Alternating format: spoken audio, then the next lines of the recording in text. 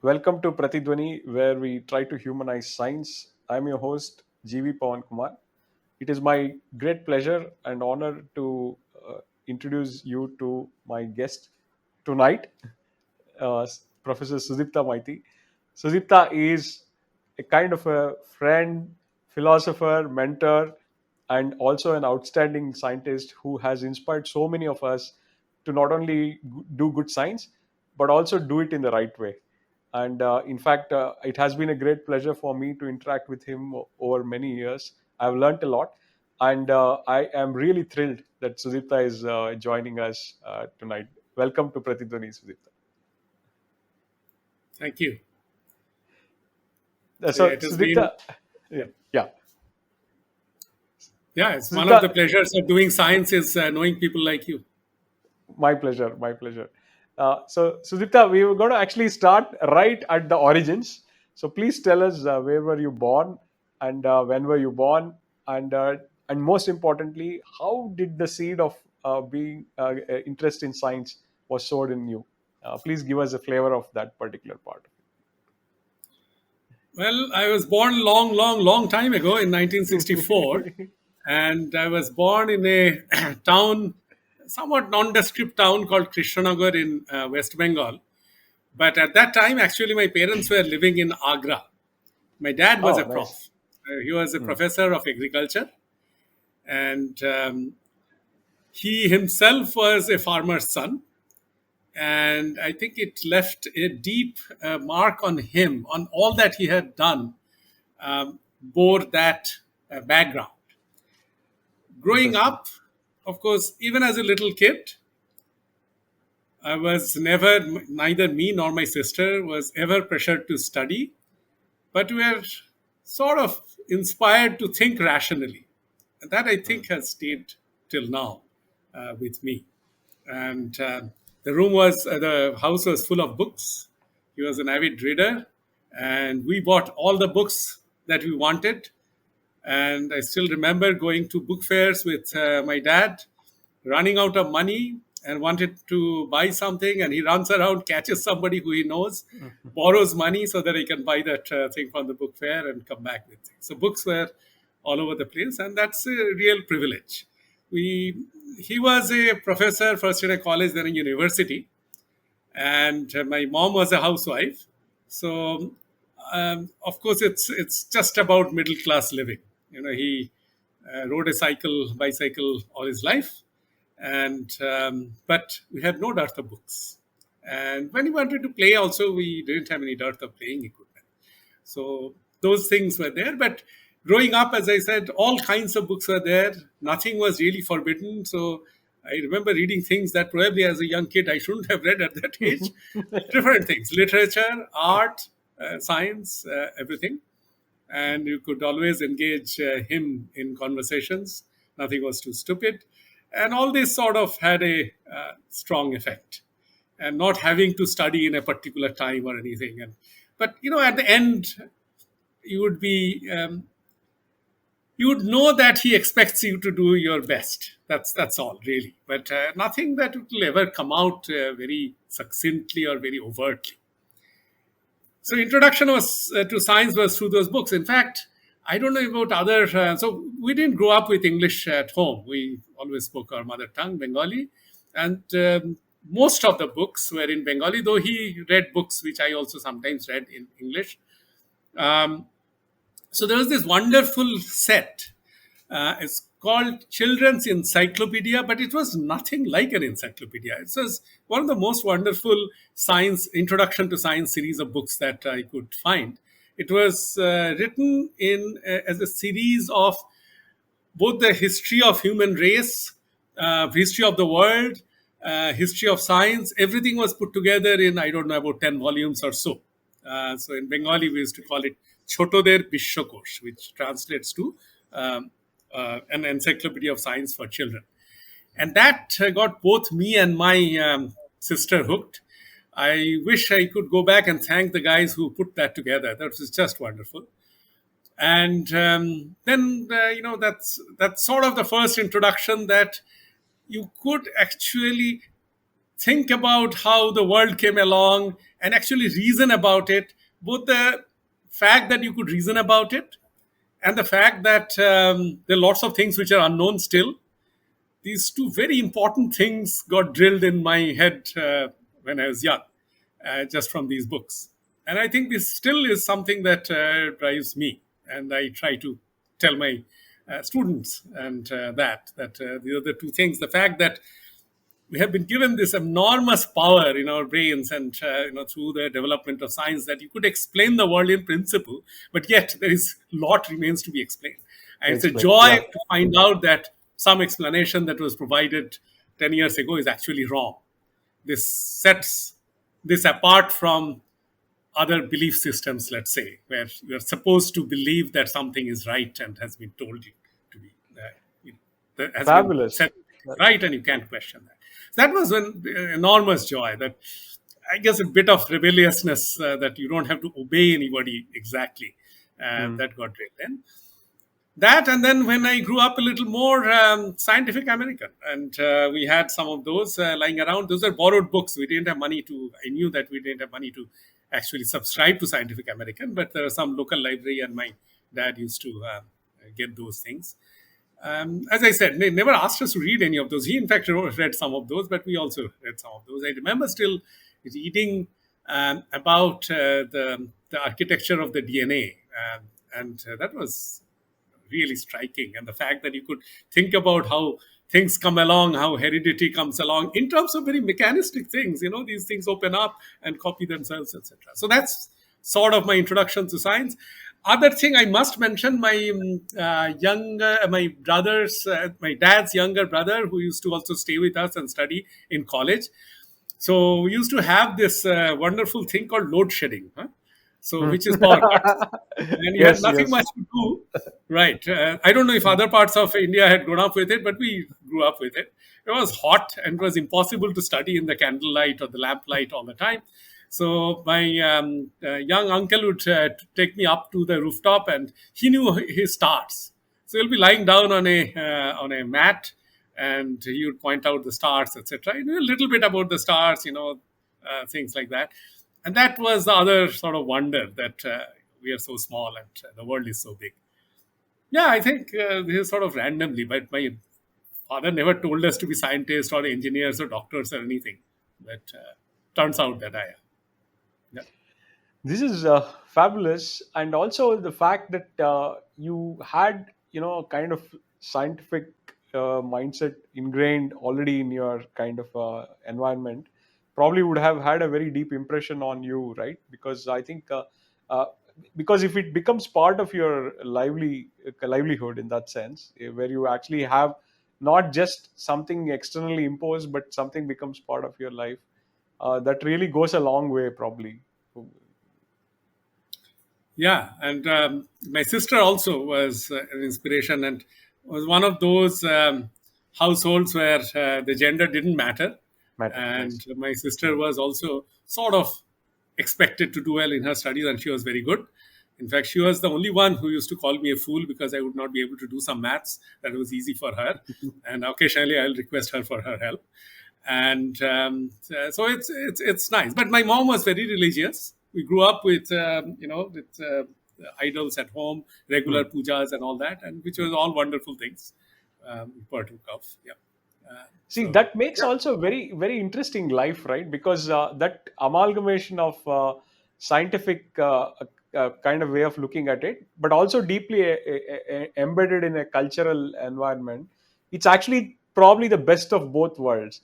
In fact, sometimes we don't appreciate that point, right? Because sometimes we think only being purely, only rational viewpoint, which is very important, no doubt about it, but there's also something very beautiful about culturally grounded. I'm not telling that, okay, being superstitious or something like that, but having some very, very strong kind of roots, kind of binding to the roots, that might have also had a very deep impression on you.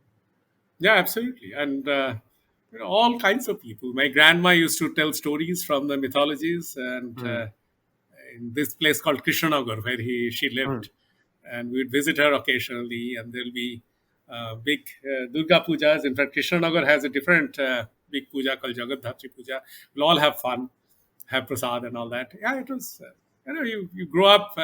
I think if given another chance, I'll grow up exactly like that.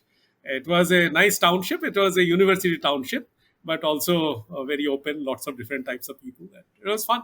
I have friends, even now when I go back, I touch base with them from all Hmm. strata of life. They're doing many different things, and we are friends as we were when we were 5 years old. Yeah, it's a real fun. And you see a lot of viewpoints. Wonderful, wonderful. So, paint us a picture about your schooling. Like, what was it growing up? If you could just let us know a little bit about that. Yeah, so the school also played a big role because this was a school. So this is a township which had a university, and it is a funny story. This is actually called Roosevelt Town because it Hmm. was American army base in the Second World War, and they set up a university there after independence, and they needed a school. And the school, the teachers, many of the teachers were actually spouses of the university teachers, and therefore we had a very different kind of school. It was not a very rich school, not at all a rich school, because I remember things people will now frown on, asbestos sheets. That's all we had, and it was hot as hell in the sorry for the word, when we were in the middle of summer. But we had some wonderful teachers.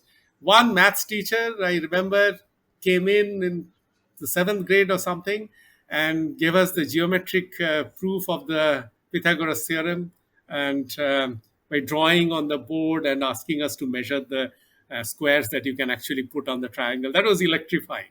And that Nice, teacher, nice. that one single teacher of maths, played such a huge role.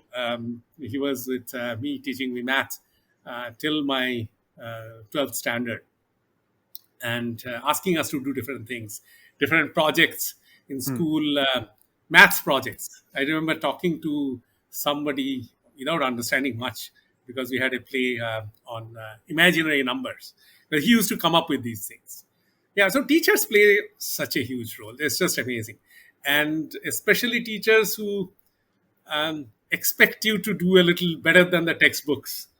Those are just wonderful teachers. I wish everybody has, especially maths is important when you're a kid. No other teacher is as important as your maths teacher when you're a kid. And he was just so wonderful. That's amazing. So we had a nice school. It was a small school.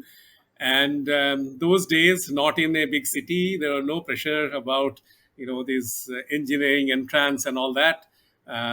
In fact, literally, even in my 11th, I heard that vaguely heard about IIT Kharagpur, and then in the 12th, I heard there are other IITs which actually exist, which I landed up in after my 12th, IIT Kanpur. But it was that kind of a place, so there's not much.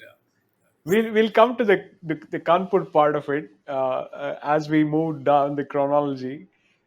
Before that, can you also tell us a little bit about the kind of things which you were interested in even during the school? Were you already tilting towards certain subjects, or were you kind of open to whatever explorations you wanted to do, or something like that? I kept hearing about this thing called physics, though the physics textbook was really bad, and there was nothing that would inspire you in that textbook. But from various places, various books, it looked like that if I have to, do some sort of intellectual thing in life, then it has to be physics. Growing up, at least that's the background I got. I'm sure it could have been biology or could have been something else, but I grew up thinking that okay, at least in the ninth, 10th, and 11th, physics looked cool, sounded Hmm. cool because of the other books and my teachers that he had. So that was the interesting, and you're growing up, and these are the adolescent days, and you have to raise your collars a little bit and try to impress the other sex. And being an engineer, a doctor that everybody talks about, and you say, no, I want to be a physicist, and that I think played a part in this, which is important because in Bengal, at least in those days, doing science had a different kind of aura, Right. and It's the opposite of doing business, though. After having grown up, I realized that both sides are very important. But yeah, that was the kind of thing. And in science, physics seemed to be the queen of all. So it was had a certain kind of attraction. And then, if you think you like it, you start solving the problems. And it's a small school only with a few more people, and you tend to see that you can probably do it a little faster, a little better than others, and gives you this woolly-headed idea that you must be a genius or something, whatever. But you like it, and it's like playing table tennis, which is another thing that I liked doing when as a child. But it was not very good. There was a kid in my class who, he went to represent the state and all that. So I realized that table tennis is not going to be it. So if it's anything, it probably would be physics. So you tend to do what you think you're good at with 30 other kids. It's not much, but it gives some kind of you might say intellectual satisfaction at that age. But I think I'm talking too much, and the reality was not so well defined at that time. But you could solve the problem. Somebody else, friends would come to you asking you to solve those problems, and you generally saw that you could do it, and there was a certain satisfaction in doing it, and that's about it. You think that okay, as I said, I grew up thinking that the world is can be explained with rational thought, and this seemed to be the tool that to get there. My dad, of course, I told you, as an agriculturist, because he Hmm. was very deeply ingrained in this thought that the economy for the villages need to improve.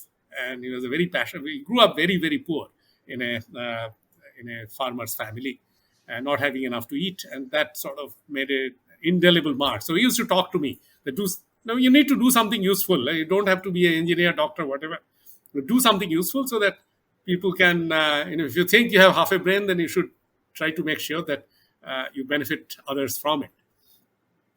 Yeah, but maybe he wanted to do physics. He never say no, but I think he was mildly disappointed that he thought doing something else which should have more practical applications and immediately would affect people around you would have been nicer. But yeah, so from 11th and 12th, I think I started talking about being a physicist without really knowing what being a physicist was.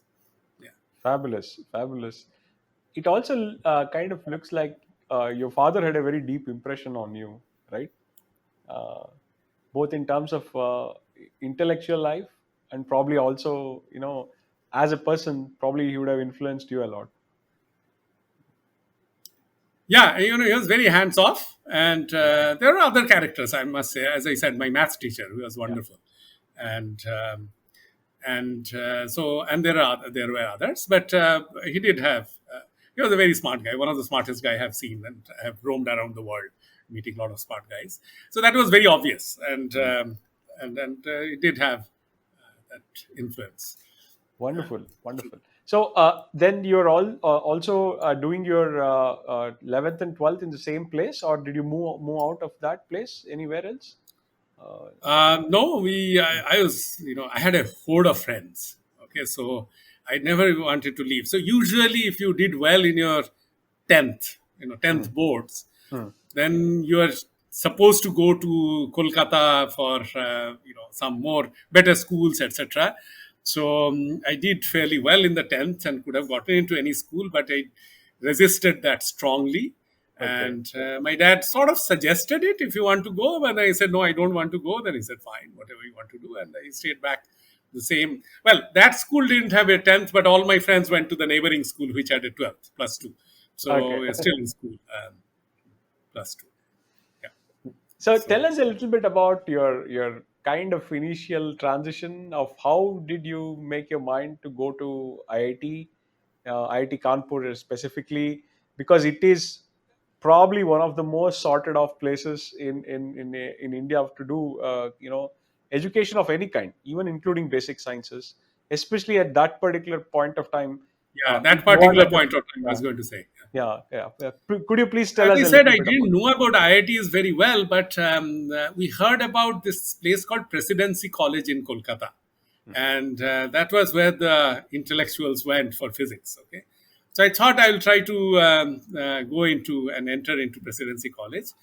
And I had a grand uncle who was actually a professor, this is in plus two, it? professor of physics in Vishwabharati, which is in in Shantiniketan. Certificate. So Yeah. he was one of the nicest gentlemen I knew, and occasionally he'll visit us. And he told me about this saying that if you're very self motivated, then go to Presidency College. If you'd like a little more structured thing, and you think of you occasionally you wander away from what you should really be doing, then you go to IIT Kanpur. That's the first time I heard from him about IIT Kanpur having a good physics department. And that Nice. one wise self realization that I am not so self motivated told me that possibly I should go to IIT Kanpur. So we didn't go to these coaching schools or something, but some of us in the school, some of my friends, close friends, studied together for IITs, etc. And we all got in with not great ranks, but reasonable enough ranks so that we could get to whatever we wanted to do. And so I got into IIT Kanpur physics. I said, okay, um, that's the only choice. So, they come in with ranks versus choices, Mm. etc. So that's the only choice I gave, IIT Kanpur physics, and I was lucky I got it. And that was a wonderful decision in the hindsight. So this was MSc, or this was a This BS was the MS? 5 year MSc. At that 5 year time, MSc. they Yeah. Yeah. didn't have a 4 year BS. 32 years later, my son did the 4 year BS from the same place. And Wow. we had only a 5 year MSc. And so after 12th, I went there as a kid. And it's a very different world. Yeah. And Yeah. I sort of grew up, helped me grow up in many ways. Physics is only one tiny part of it. Yep.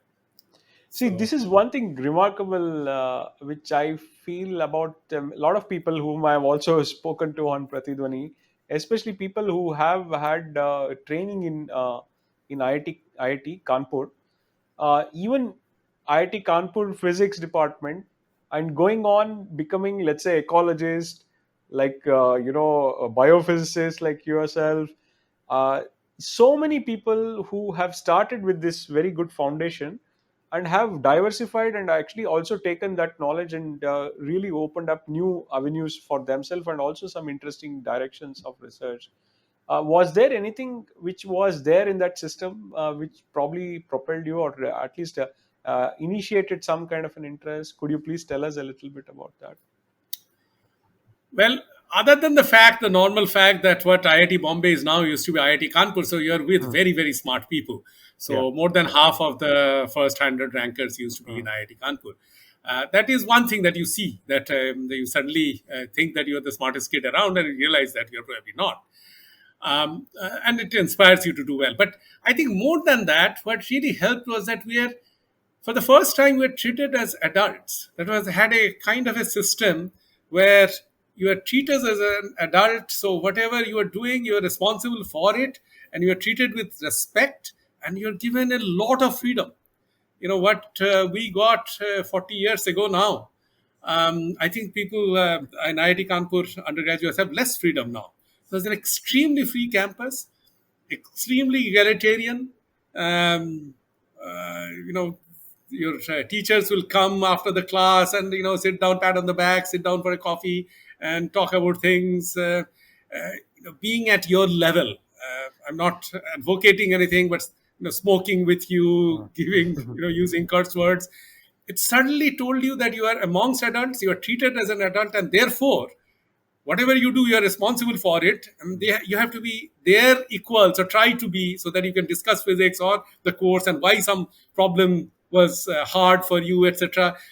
It's this mature environment that I think most kids miss these days, or even those days, other than IIT, in places which is like IIT Kanpur. So I would say that the respect and the responsibility you are given um, went a long way in saying, wait a minute, now I'm a grown up, I better do Mm. something with whatever I'm supposed to do, because you're expected to do that. You're told that, look, you're doing physics, you must be good, that's why you are here, and you better show that you are good. So that was implied, sort of. It helped a lot. It helped a lot. It was, you had people who were really, really good teachers, some were not good. I mean, in any place, that's true. And they're very close, they're not very distant, and you could interact with them. you'd be invited to their house and all that, and you'll chat, you'll do this, and they'll talk about, which songs do you like, and all that stuff, and you have to also talk physics with them. And I think that was something they did wonderfully there. It was, I don't know if it still exists, that environment, but it was just fantastic. And Were you yeah. already thinking about biophysics then? Were you already started to have some kind of an inclination towards that? Well, biophysics, I had been thinking about. I told you this, DNA structure thing that I Yeah, studied yeah. from Scientific American, Hmm. and I always wanted to understand that, and sounded like a cool thing. As I said, these things in hindsight look, oh, okay, I maybe made the right choice, but actually was quite a random choice at that time. And mostly you go for the glamour, and seemed glamorous because biology was. You could read the. It had a wonderful library. IIT Kanpur, and it was open till 2 a.m. at night. And so you could read many things in there, and you could see that there is a revolution going on in biology Hmm. without having any biology class, whatever. They didn't have the bioscience department then, so it was Yes. only physics, chemistry, maths. But you could sense that, and you could also sense that people are actually, physicists are making sense of life.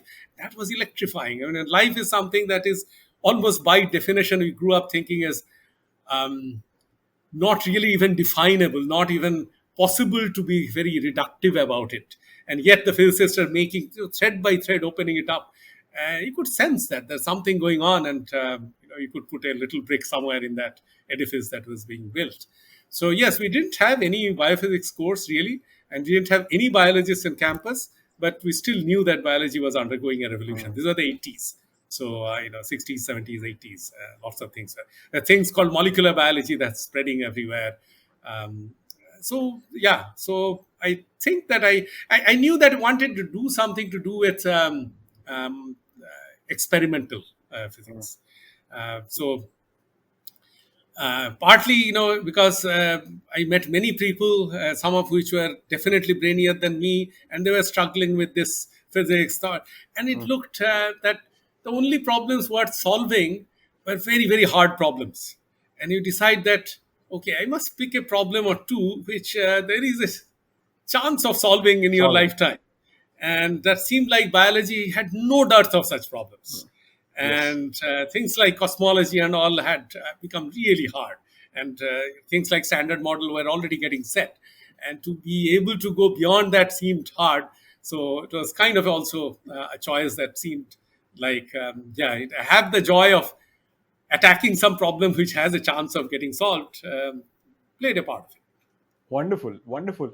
Was this also a time when you were also, strengthening your one of another important and very important, very pertinent strengths, the optics, the optical microscopy? Were you already getting kind of interested in that too? Because that is another important aspect of your research.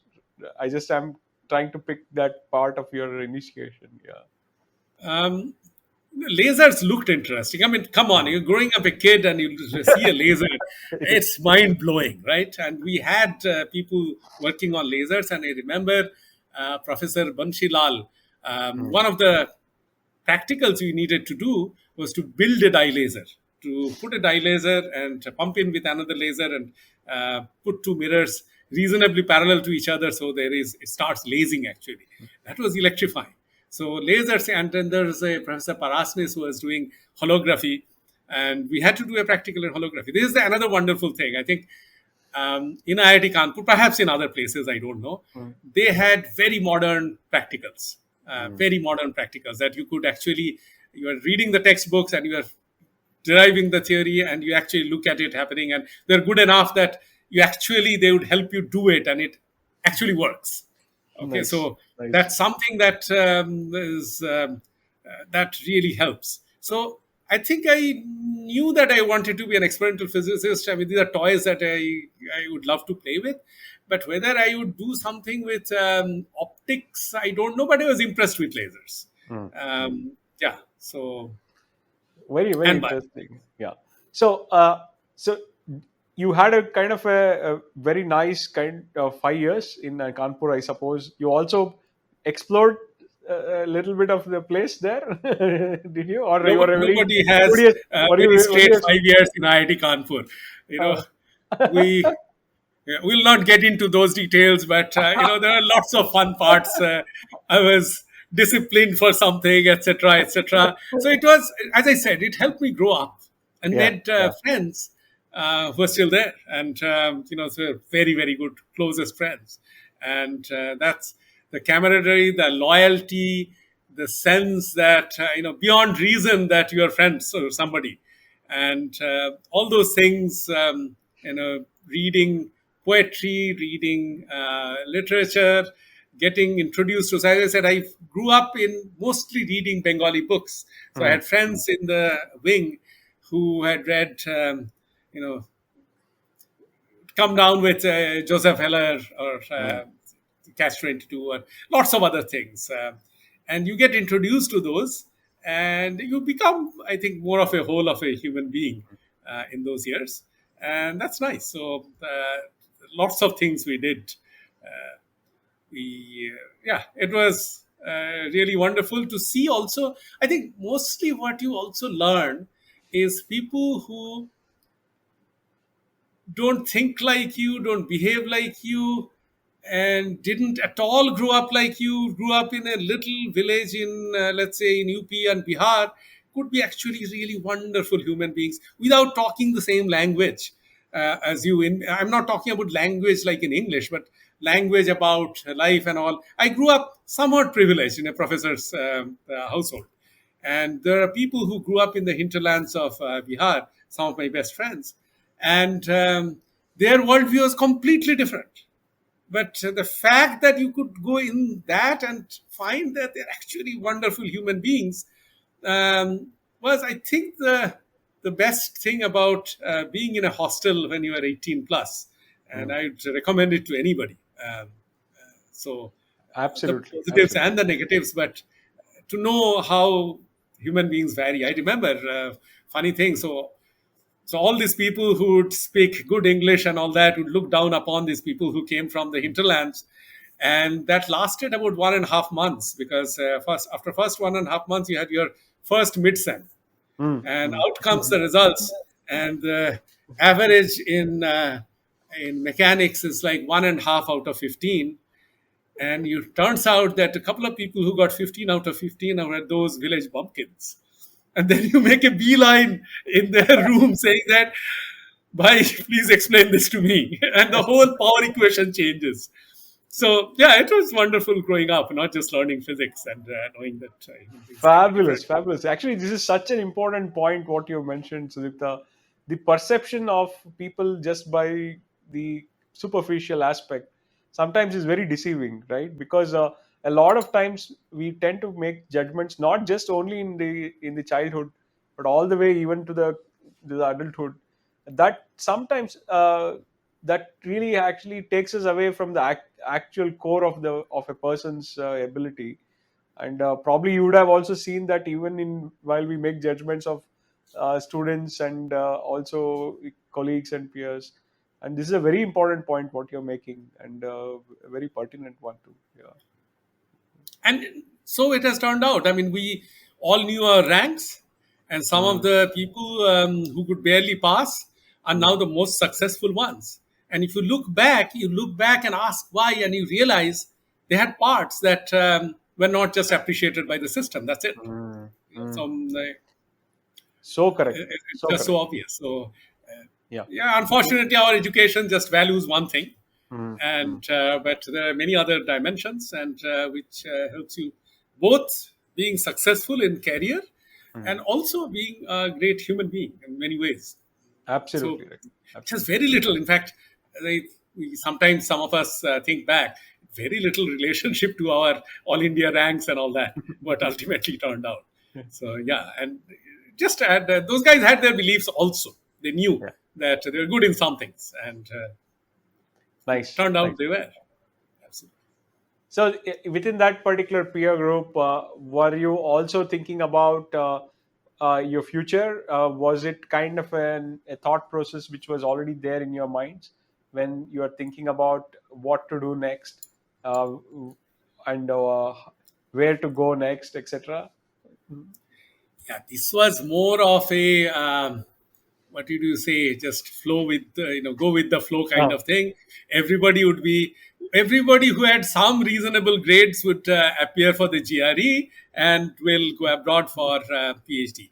The only thing mm, I knew, and perhaps this is because of my dad or whatever, the way I grew up, that I wanted to come back.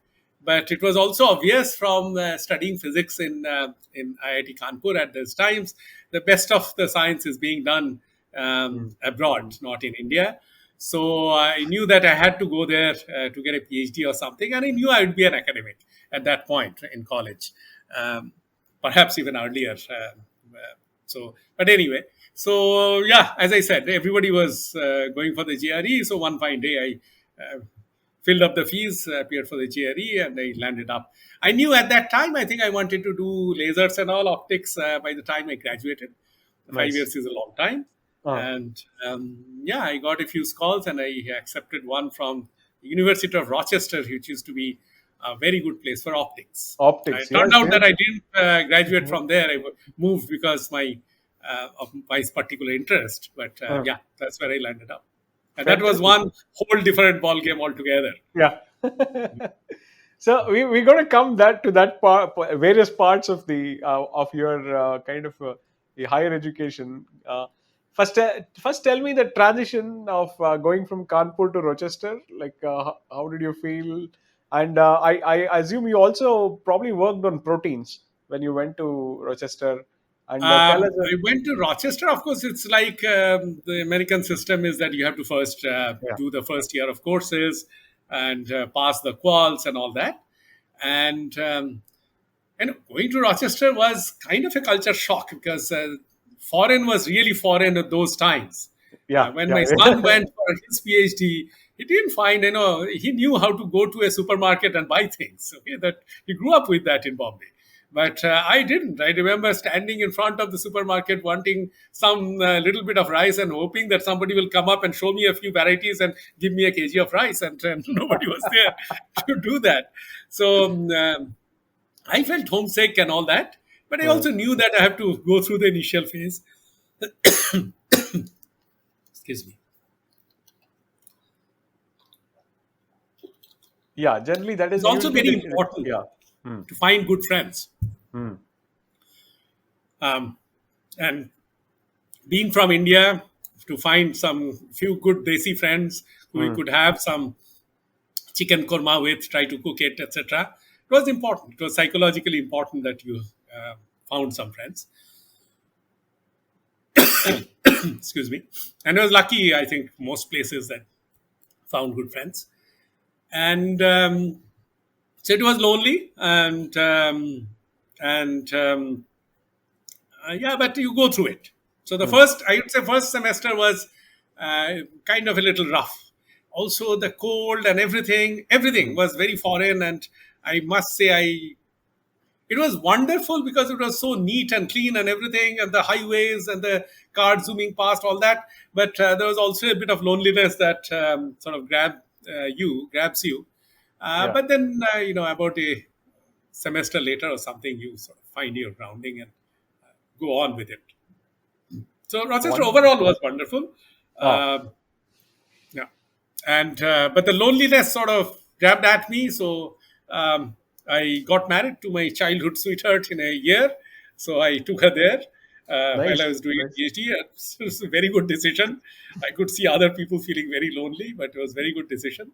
And yeah, so I stayed there, started doing some research in lasers, and they Ah, had one of those most powerful lasers. hmm, hmm. They had this laser in a lab called the Laboratory for Laser Energetics, which was a Ah, huge laser, football field laser. They were trying to get fusion, hmm. and I was working there, not on that project, but some other project where we'll use this 200 joule pulses to make an X-ray laser. It's amplified spontaneous emission, not quite laser, but anyway.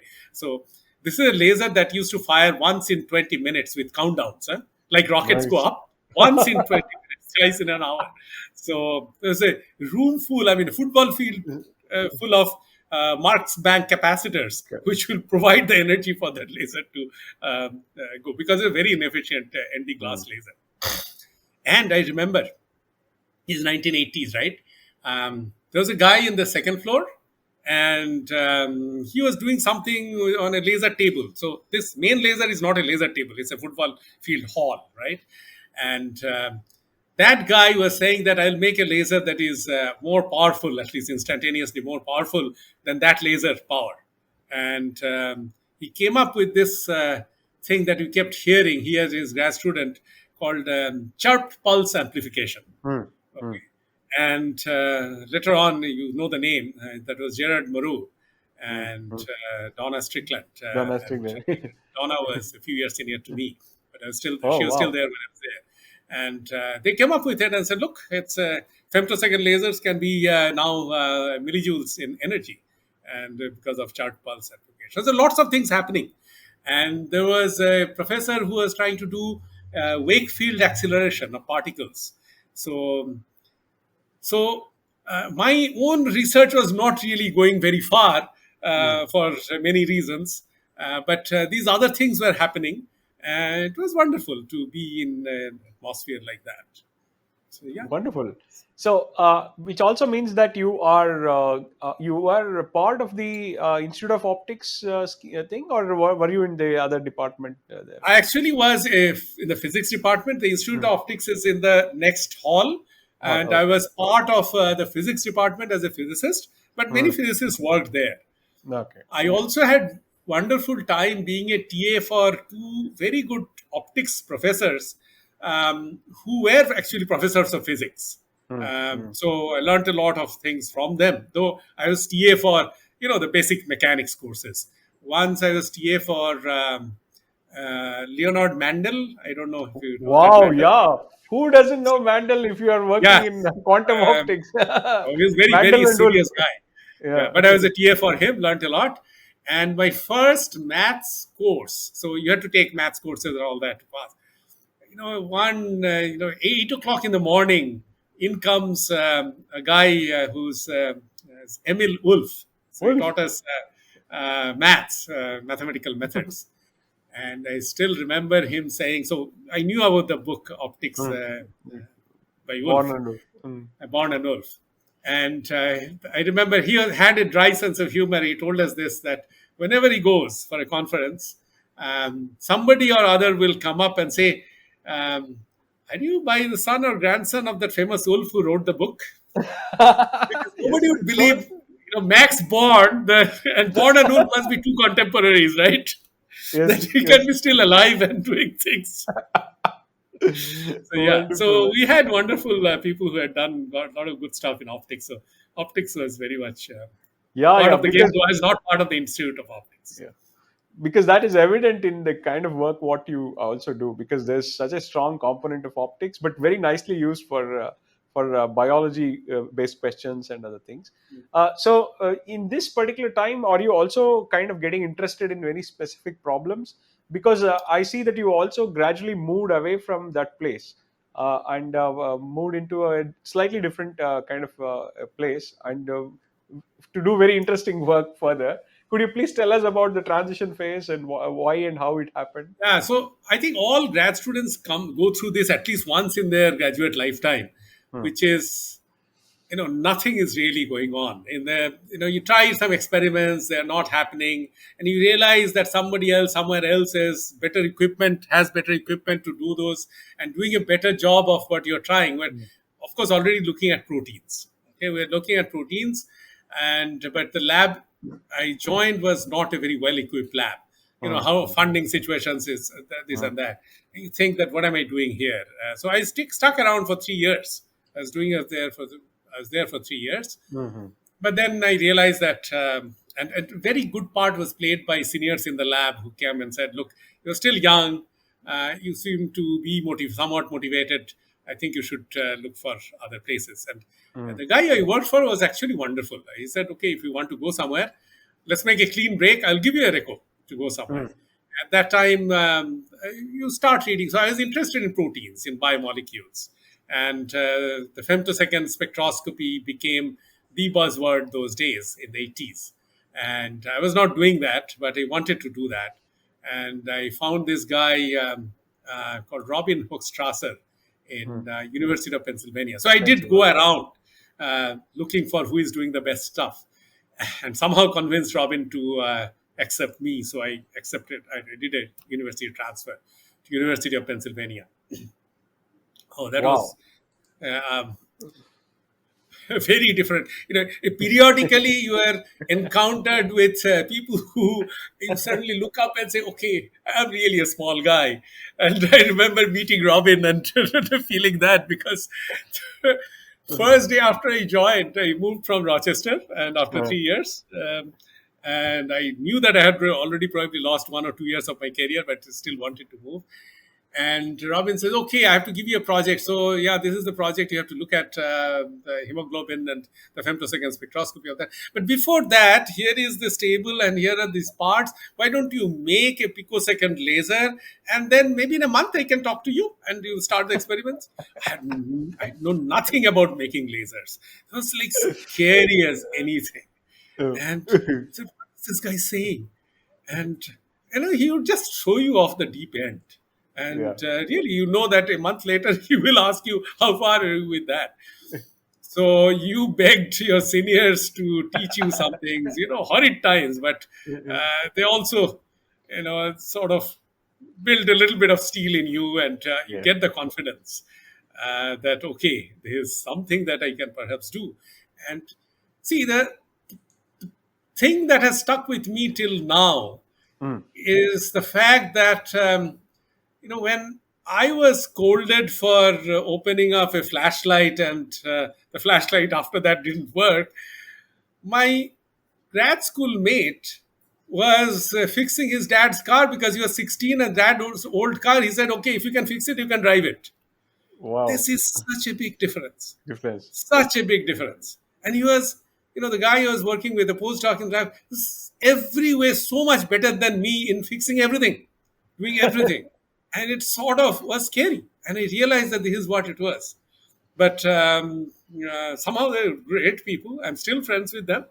Mm. And Mm. they still visit me. And I learned such a lot from them. And they said, "Okay, don't worry. Robin asked you to do this." He asked that to everybody. 1 month can be 6 months, don't worry. But you ultimately have to do it. There is no Yeah. escape from that. So you better start rolling up your sleeves and learn from us and start doing things. It was wonderful. Then that, you know, Robin would come in and show the newest paper and says, "Look, this guy built this instrument and that did that cool thing." Uh, And you would say, "Yeah, but he had that instrument, he built it." So if he can build it, why can't you? That's a very simple question. This is stuck in my mind. If mm. he can build it, why can't you? So yes, so after all, lasers and mirrors and optics and all, and you can follow it and build it. Why not? So that was the kind of lab, and I count myself really lucky growing up there, and also to have seniors who would actually pull me out. Otherwise, I would have quit at Great. that point. Yeah, Wonderful. Yeah, I'll come to that part of that great attitude, what you just mentioned, and also it is very evident even in some places where you've written some stuff like you asked the why not part of it. I know even in your Twitter profile there is that a great kind of a thought process evident from that. Uh, but before that, I want to just kind of ask you a little bit about the fact that in Penn, probably you were part of the biomedical program. Was that also the yeah. something? Yeah. So I so Robin was part of this, and I wanted to.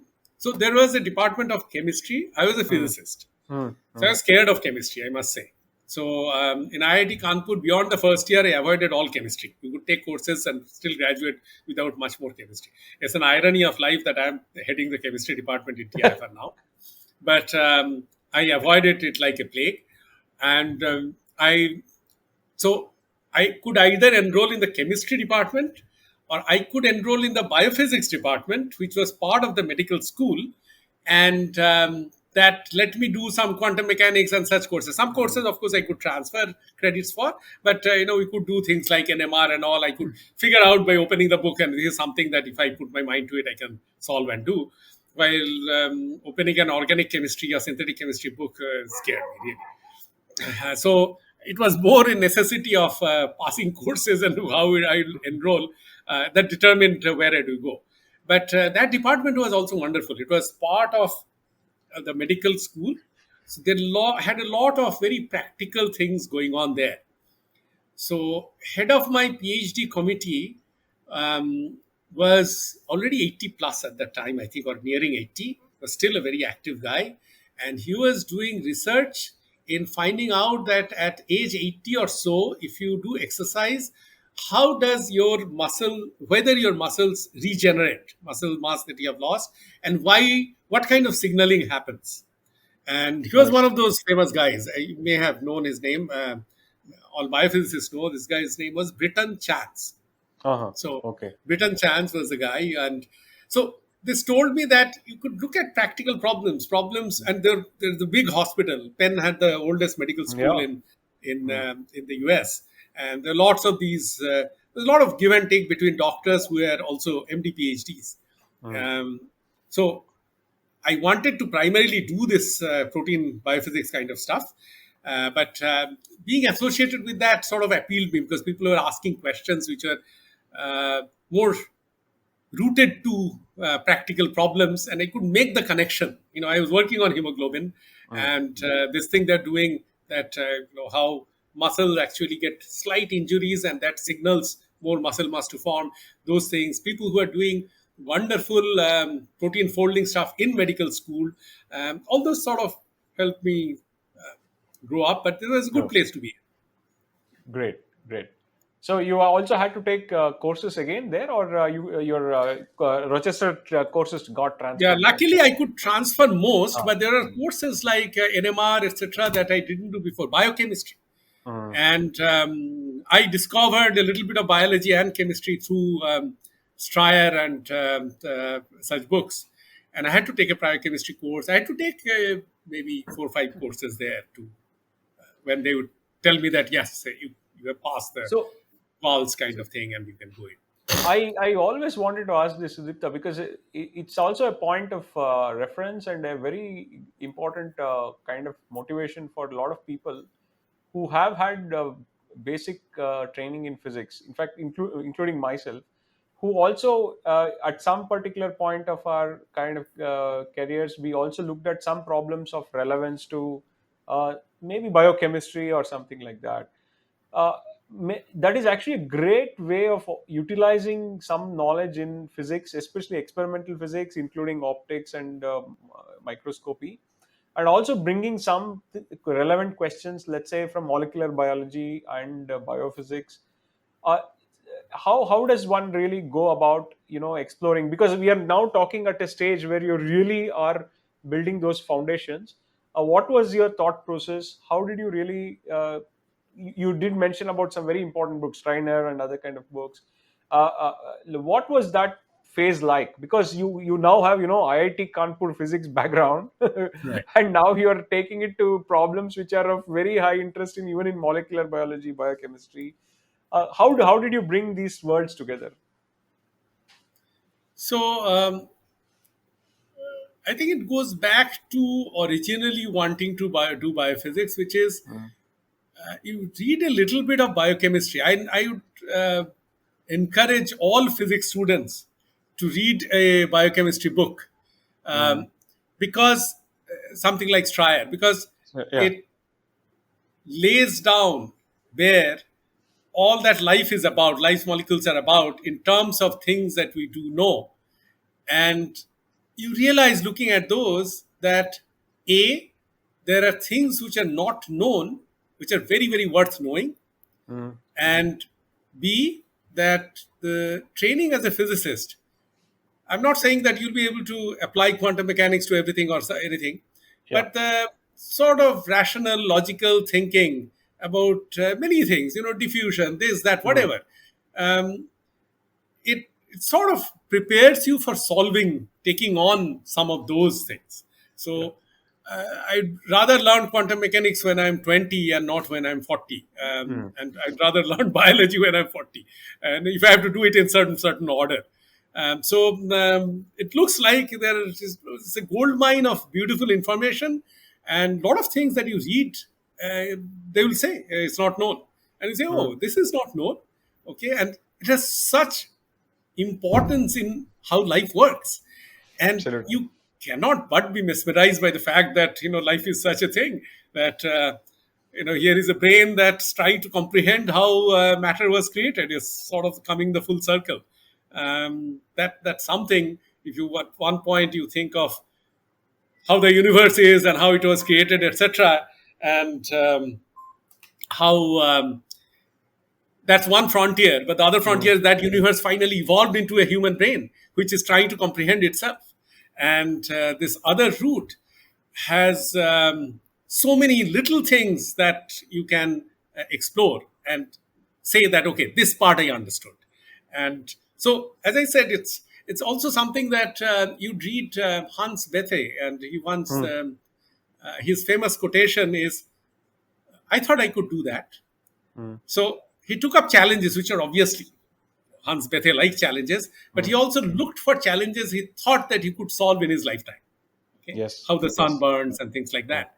Yeah. And if you read him, that this is, I think, one way of looking at it, taking away nothing away from our theoretical physicist friends who are trying to solve, the grand unified theory, Mm. etc., knowing fully well that in their lifetime they may not get there. Some people have to go on and doing that. That's one mindset. I admire that. But another mindset is that, okay, this looks like a tough but doable challenge. Mm. Give me 10 Mm. years or something, I might be able to get somewhere with it. And that's another kind of thing. So this always attracted me. And the importance of that, being in a biophysics school, a school of medicine, Mm. was obvious. Importance of understanding, from sickle cell hemoglobin, how it works, the physics of it. Very quickly, you see that problems come from the biology part to the actual basic physics of it. Mm. And Mm. that's really wonderful. Fantastic, fantastic.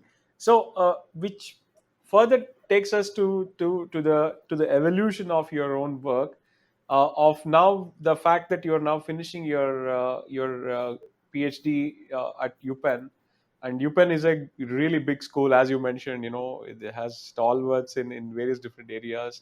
Were you also interacting with anybody else in the other departments, or general interest you also developed? Because you did mention some very very interesting names, and of course, Pennsylvania itself is a great place to really, intellectually kind of embed yourself.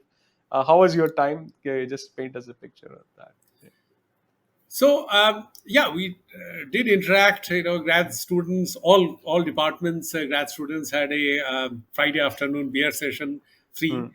and you go there, you mingle, and I learned a lot about baseball because one of my lab mates was a very avid fan, and he could. Okay. Being in Philadelphia, you Yeah. have to be a sports enthusiast. There's just no way around it. So we used to go out and watch the Phillies play baseball and all. So it was also imbibing a lot of a different culture and Mm. appreciating Mm. that. And but intellectually, I would say, this is sports and music and all that stuff. But intellectually, it was the lab was very intense. You work Mm. 12 hours a day, 6 days a week kind of lab. So there's not too much else that I could Mm. do.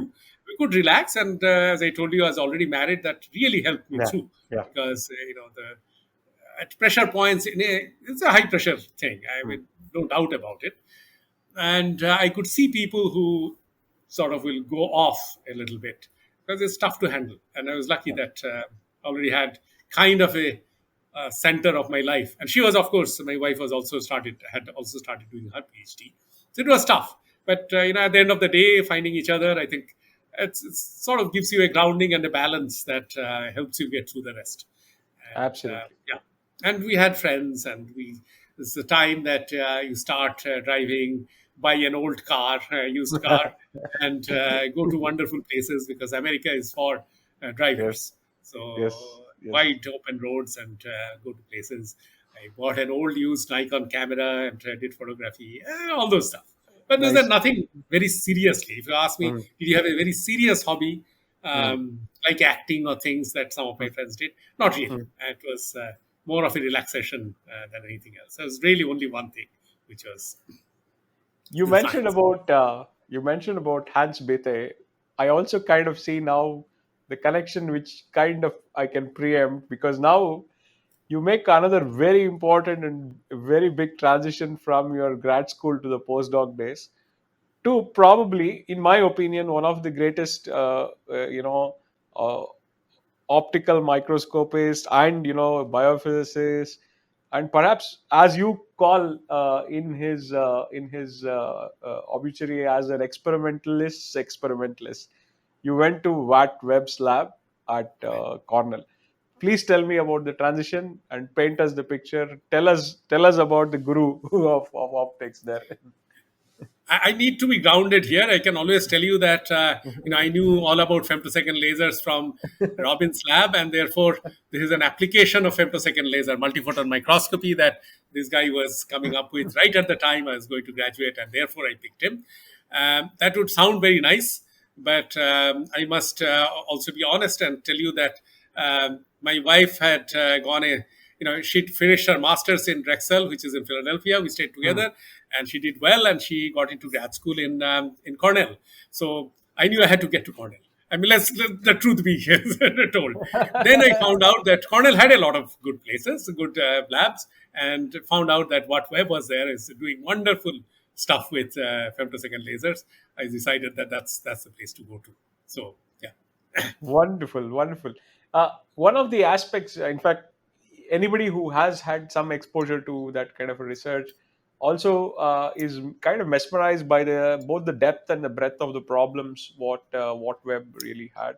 In fact, one of the most important microscopy techniques, which included optical trapping, which is now generally called as the photonic force microscopy. Actually, the origins of those ideas is in that famous APL paper of What Web. And there are so many interesting areas which we have all kind of learned from various different papers from his group, including some of the work what you did, which will come to it in the context of vibrational spectroscopy and other things. But tell us a little bit about the kind of environment of the lab, Sudipta. What was your experience, and how was it that you also got interested into slightly different problems from what you were doing? So I was actually studying protein folding, protein vibrations in Robin's lab, or Robin Ostratz's lab, during my PhD. I wanted to do protein folding kind of stuff. I really didn't want to go there for microscopy, which almost all the lab was doing. So I talked to Watt about it. He said, "Look, I have a problem that maybe you can take a look at." And I have a technique that I invented, at that time about 20 years ago, 22 years ago, which was called fluorescence correlation spectroscopy. At Yes. that time, nobody was doing that in his lab, but he says that if you're interested in protein folding, look at spontaneous fluctuations, and this probably something that you could look at. And that I read a little bit and looked like a wonderful idea to look at spontaneous fluctuations. And it relates to how we try to merge the scales from the femtosecond vibrations, the littlest motions, to the long-term protein folding thing. It must be this hierarchy of motions. And there was one way you could look at the windows. The main problem of all of the protein folding field at that time is that you had to define it equal to zero. So it seemed like, so the big problem was that if you're doing some time resolved spectroscopy, which I was doing, ultra fast spectroscopy in Robin's lab, you always had to have it equal to zero defined. Hmm. So either it had to be some photoactive protein, let's say the bacterial reaction center that I did my PhD on, or hemoglobin. You have to flash some CO molecule off of hemoglobin. You have to start equal to zero, then you get the time resolution. Otherwise, there was no way. You could do some mixing, millisecond time scale. That's so between femtosecond and millisecond, there was nothing else. And here is a technique that doesn't require it equal to zero. It looks at spontaneous fluctuations and yet gets timescales from the correlations of that. Sounded wonderful. And little did I know that what I was getting into was nearly not doable, because I thought, okay, there are tryptophans, which is some chromophore in proteins. Let's not get too technical. I thought, okay, I'll build an instrument, and I'm reasonably good in building instruments, so I'll go and build an instrument, and we'll do fluorescence correlation spectroscopy with tryptophan, and all problems solved.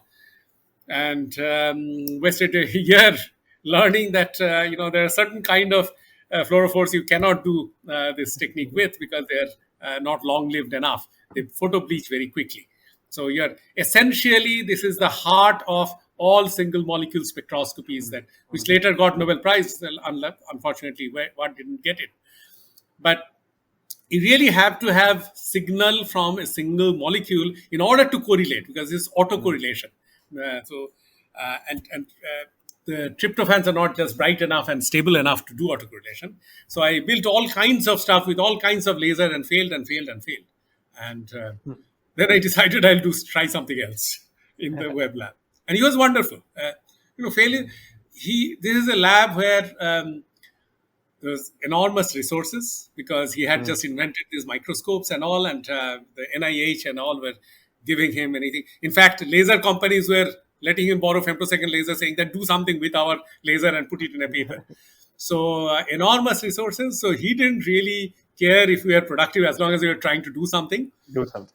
And he let people fail, and very hands-off kind of guy. If he's very interested in you, he will come in every morning and ask you, so where are you? And if he's interested in somebody else's work, then for a month he would not talk to you, which is good. You get a breather and do something. And but you're left to yourselves. And even much more hands-off than even my PhD guy, Robin Strasser. And but he wanted cool problems, and always had to, he had this penchant for measurement problems. You make a cool measurement that he was happy as a kid, that wow, we could do that. So Absolutely. he will talk on and on about how once he needed to hold the room's temperature to within zero point 0.1 degree Celsius, and what he could do for that. These are things he really reveled in. Okay, thinking about instruments and control and all that. So so I kept failing. For a couple of years, nothing came out, because tryptophan would not give me a signal good enough to do FCS, the technique with. So pure failure for a couple of years. This is wonderful. In fact, for the listeners, I will be also kind of linking in the reference a very nice memorial viewpoint on WhatWeb as a part of his obituary, which Sudipta and many of his erstwhile colleagues and lab members of WhatWeb have written. I would urge you to have a look at it. In there, Sudipta, you folks also mentioned a very nice quote which was on his office wall. Never take the soldering iron out of the student's hand. That is a wonderful kind of it's a great motivation to tell that how to approach experimental science. In fact, that's a great kind of saying. Uh, uh, Right. Yeah. and So and one could also see that legacy has kind of continued, because I'm going to come to the FCS part, not only about the technique, but also the legacy what you have created in the name of FCS. I'll come to that particular point. But was this a kind of common notion during that time in that place, or was it very particular to the to WhatWeb's lab? Because there are also many very very great labs there during that time. Even Eric Betsick, I think, was also probably Eric Betzig there. was I an don't know. undergrad. Um, Undergrad, yeah. but but there are other great people there. Protein folding, Harold Sharaga, in EPR and NMR, Jack Fried, George Hess in photocase. So there are wonderful people there, really wonderful people there. My favorite story is about an old-looking prof that every I think Wednesday or something we used to have this free coffee and donut kind of thing, and he would come down. Usually it's graduate students, but we tolerated some. So he just an aside. So he was not around for a couple of days, a couple of weeks, and then he came back. And in between, I knew that Cornell some physicists got a Nobel Prize for superfluid helium, etc. Mm. 1996, I think, but I Yeah. didn't know those guys. And yeah, so that was good. There was a little bit of push. And then a couple of weeks, I didn't see this guy, and then he came back, and I said, "Okay, where are you, Dev?" I knew his name was Dave. I didn't know his last name. So then he smiled and said, "Oh, okay." They decided to give me the Nobel Prize. I said, "Oh, okay." so, this is a kind of place, very, Mm. as I said, very intense. Every other door would have somebody. There's a guy called Harold Craighead Yeah. in the next Harold Gregory. corridor. Did a Yes. lot of nano stuff. This is Yeah. nano before nano became famous. Huh? Yes. Yes. Talking about 90s. Even optomechanics, right? The mechanics of Exactly, the a guitar nanoscale. which is about a micron long, okay? Long. A Yes. real guitar, Yeah. sort of Yeah. a real guitar, and trying to look at the vibrational modes of that. Yeah. There's wonderful thing going on everywhere. Okay, Mm. so it's a real joyful place, intense but joyful place. You Joy. talk to somebody and you realize, oh, they're doing something that's quite wonderful, quite interesting, Fabulous. and a very place where everybody mingle together. So Mm. it's a little town. It's a big university in a little town, Little. and Yeah. it had its own charm. And Nice. so anyway, so coming back to my this thing, so I Mm. kept floundering for a year or two and didn't get any great signal. And I was trying to get this signal using something that Webb had developed separately, which is multiphoton microscopy, multiphoton excitations we had from the second lasers. So you do ultraviolet excitation without using UV.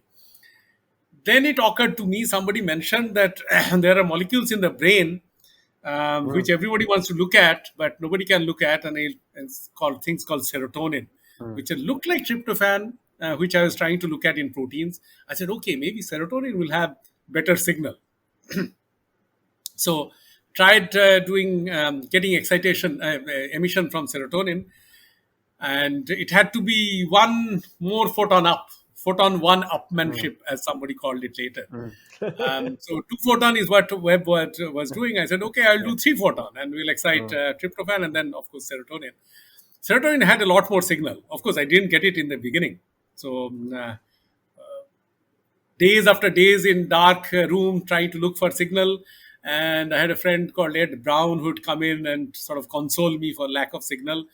One day he was drinking some Mountain Dew, and he took the Mountain Dew and, to my horror, dumped it on my cuvette. Oh man. I said, what do you think you are doing? And I could see I had an analog meter. It jumped Uh, up with a signal. I looked at it in disbelief, went and made the power half, and the signal went down by a factor of 8. And I knew I wow. had a 3-photon signal. Mm. And because the Mountain Dew has a lot of quinine sulfate and all that, which are very, very UV fluorescent dyes. I didn't know that. And that was the Yeah. first 3-photon Wow. excitation signal that got from Mountain Dew. But then serotonin also worked, because once you get a signal, you can maximize on things. You can Yeah. optimize on Yeah. things. And this is standard way of all of us do experiments, right? You Yeah. try, you're trying to get very hard signal, you try something that will definitely work. Right. And then you tune up on that. So yeah, from Mountain Dew came serotonin. From serotonin came brain. Well, I didn't do brain slices there. I did it later, but I Mm. knew that serotonin could be observed, and that was actually my first thing. But I did go back to FCS and did some FCS work there, though never really could get much out of tryptophan. That's my first dream, so it didn't Mm. work out. I did make up for it a little bit in my own lab here, Mm. but not doing the stuff that I wanted to do. Yeah. So That's how was it is. that also the time when that famous photograph was taken, where you have this two photon That's right. So luminescence in a in the cuvette, photon? thing goes Yeah. in, and you Yeah. see Yeah. the difference between one photon and One. multi-photon excitation. Yeah, that photograph was, I think, taken by Kevin. I think Mm. Kevin was uh, sort of a scientific hand in the lab, And permanent like, person, okay. and he had a knack for photography Mm. and Mm. scientific illustration. It was Yeah. wonderful. I think Yeah. it was That taken. that that aspect of that how the crucial difference in terms of depth is so evident in that video and in that particular image. It has really stayed as a kind of a poster for two photon luminescence in the two photon fluorescence and other things too. Right. So I think it's important to always ask the question, so what? Yeah. That is, if you are trying to get a signal, maybe you're trying to get it for a year or and failing, but at least you should always know if you did succeed, it will be a good thing. And you should know about that, what it Yeah. would do. And that's so important. And in Webb's lab, we all tried many things, half of which never worked. But we always knew that if it did work, it will be Yeah. such a wonderful thing. So this Wonderful. depth penetration, all of the things that we thought about, protein fluctuations, etc., we knew that if it did work, it will be wonderful. And Wonderful. so Yeah. that's what it, drove us. And as I said, half the time or more than half the time we failed, but that's okay. Wonderful. Wonderful. So now we'll move forward in the chronology and try Yeah. to understand your another big transition, a kind of almost going in a circle back in your from where you started, where you make a transition back to India. Tell us why, how, and where. Why is very easy. Uh, It's a personal decision. uh, It's a decision that to live a life closer to the folks you grew up with and your uh, family, yeah. and also thinking that US is a great place, and if I had to choose a second home, I'll definitely choose that. I Uh, have lots of great friends still uh, there. I'm very comfortable whenever I go yes. there and stay there. But they have made a great country for themselves. Uh, So we have to, the fortunate ones should come back and try to do something. And right. if we escape, then what happens? And it's a Mm, personal decision. I don't blame at all many of my friends who have settled there. After all, they would say that professionally they have been able to do much more mm, than if they had stayed back in India. So there are pluses and minuses. So there is no value judgment here. But I'm just saying where I'm coming from. I mm, thought that if we should try to do a little better here and should try to contribute what we can. But also being close to my folks and seeing that country, um, and it's a very lonely place. I knew a lot of profs there, and I used to be invited to their places. It is somewhat lonely place, and India, with all warts and all, is such a vibrant place. Hardly are ever lonely, and that's is such a big thing. I know in the Kanpur hostels, grew up with mm, all the time people walking in, barging into your room, etc. And that same thing happened in Kolani, where I grew up, and that's something that I loved. And people, as I said, I grew up with when I was in elementary school. I'm still friends with. So a lot of this is a personal decision. Of course, you have to take the decision knowing fully well that perhaps you would not be doing as well professionally as mm. if you had stayed back and tried something. That's something that you have to think. So I think it's everybody's personal decision. Yeah, yeah, yeah, true. So I came back, and but I did find out that TIFR was getting a femtosecond laser at that Mm, point. Thinking about it, so I thought I could do something with it. So if anything, it got delayed a little bit. My wife was doing her PhD and took her some time to finish. But we knew that we would get back to India, and we did. So the decision was more personal than science, I would say. science. But Okay. having come back, then I tried to make sure that I would be in a place where at least I could do some Mm, science that I'm accustomed, I like to do. And TIFR was a wonderful place that seemed like reasonably well endowed, at least by Indian standards, and where this would be possible to do. So yeah, that was the point of coming back. So I didn't nice. exactly get back to hometown or something Mm, at that time, because that would have been too much of a compromise. yeah, So yeah, somewhere in between, I said, okay, yeah. we'll do some whatever science I'm capable of. I'll try to do, and but I do it. Wonderful, Yeah. wonderful. So, this particular time when you also are making a transition, you are probably at the top of your form, especially, you found that three photon excitation is one of the great probable kind of, techniques to be used to extract meaningful information from molecules which probably are present in the brain. That famous science paper, which I'm going to link in the references to, the listeners can actually look into that. So after that particular high, were you also thinking of what kind of problems you would want to work on, because that is something which is really cutting edge. First of all, nonlinear optics, then taking the nonlinear optics to the microscopy, taking the microscopy into molecular physics, taking that molecular physics into an important molecule like serotonin. This is a really remarkable kind of uh, um, amalgamation of ideas, and to really take those thought processes and probably evolve it in a new direction. Were you also thinking that way, or you had any other plans to pick up some other problems or something like that? So this is again something that reality hit. Hmm. Um, Hmm. I knew that three photon microscopy would be wonderful to look into the brain, but I was not a biologist. Hmm. Hmm. And in India, if you know anything to build, as all of you guys know, um, is very hard. Okay, so to building and a new kind of say of stuff is very hard.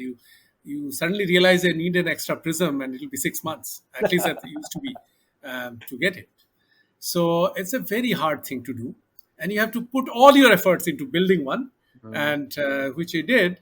But then, in addition to handle biology, animals, this and that, because I wanted to do real brain tissue, is something that is probably not even advisable. I wish I had great biology collaborators. It's my fault that I didn't seek them out well enough. Hmm. But it was hard. And once you build the things, and I had two wonderful students. And once we built the microscope and we're ready to apply things, building the FCS part was easy because it's really an Hmm. easier instrument to build.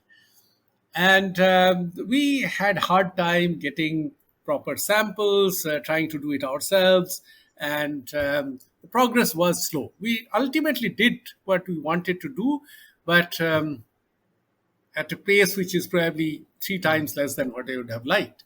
And multiphoton had caught on by the time, and there's a lot of progress made everywhere with it. And you need to be in places where, if you have a method that's new, where Hmm. somebody can use it really. You yourself can, if you have a group of 10, 15, or something, and all the other things are there, but you never do here. And it takes a lot out of you when you're trying to build instruments and a new lab, etc., to also do all of those things. Hmm. So I Hmm. must say it was hard. It was slow. I was fortunate to get this Wellcome Trust Senior Fellowship because I didn't even Hmm. have a femtosecond laser, and nobody was going to give me a femtosecond laser. I was quote unquote reprimanded for putting in an extra mirror inside the public or shared femtosecond laser that the department had bought, because I forgot to take it out, and the laser won't laze. Of course, it won't laze because I left that mirror in. Why I left that mirror in is a different story. But my access to the femtosecond laser became very restricted, I must say. So I had to get my own, and it was Hmm. not a way. So I would go down to the lab middle of the night, do the experiments till the early morning. Me and my students also. Hmm. It was hard. So luckily at that time, not at that time, 3 4 years later, 2002, I could get a grant from the Wellcome Trust, which used to be still the UK Wellcome Trust. Luckily, Yeah. they had um, included India. I think that was the second year, and got Hmm. me by the time standard of that time quite a good sum of money that would Hmm. get me a femtosecond laser. And I'm so proud of it that I still take pride in running it. It's now a Nice. 20-year old, 22-year-old laser. Wow. So yeah. So That's a long lifetime. yeah. So but the point is that everything was slow. So this I'm talking about 4 years after Yeah. joining. So things slowed down. I realized that if I try to stick to deeper in biology, which I think was the real application, then Hmm. it's going to be hard. So I looked back and focused on my FCS thing, which was more on protein folding. Hmm. At Hmm. least proteins you could buy, purify, or something. It's much easier than handling a rat. That side we kept on, and Hmm.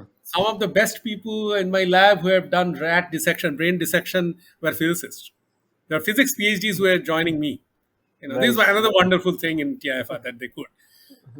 And you go teach something and they latch on to you. So that was wonderful. But yeah, progress was slow, I must say. But every few years we would do something which was really satisfying. I mm, must say. UV microscopy.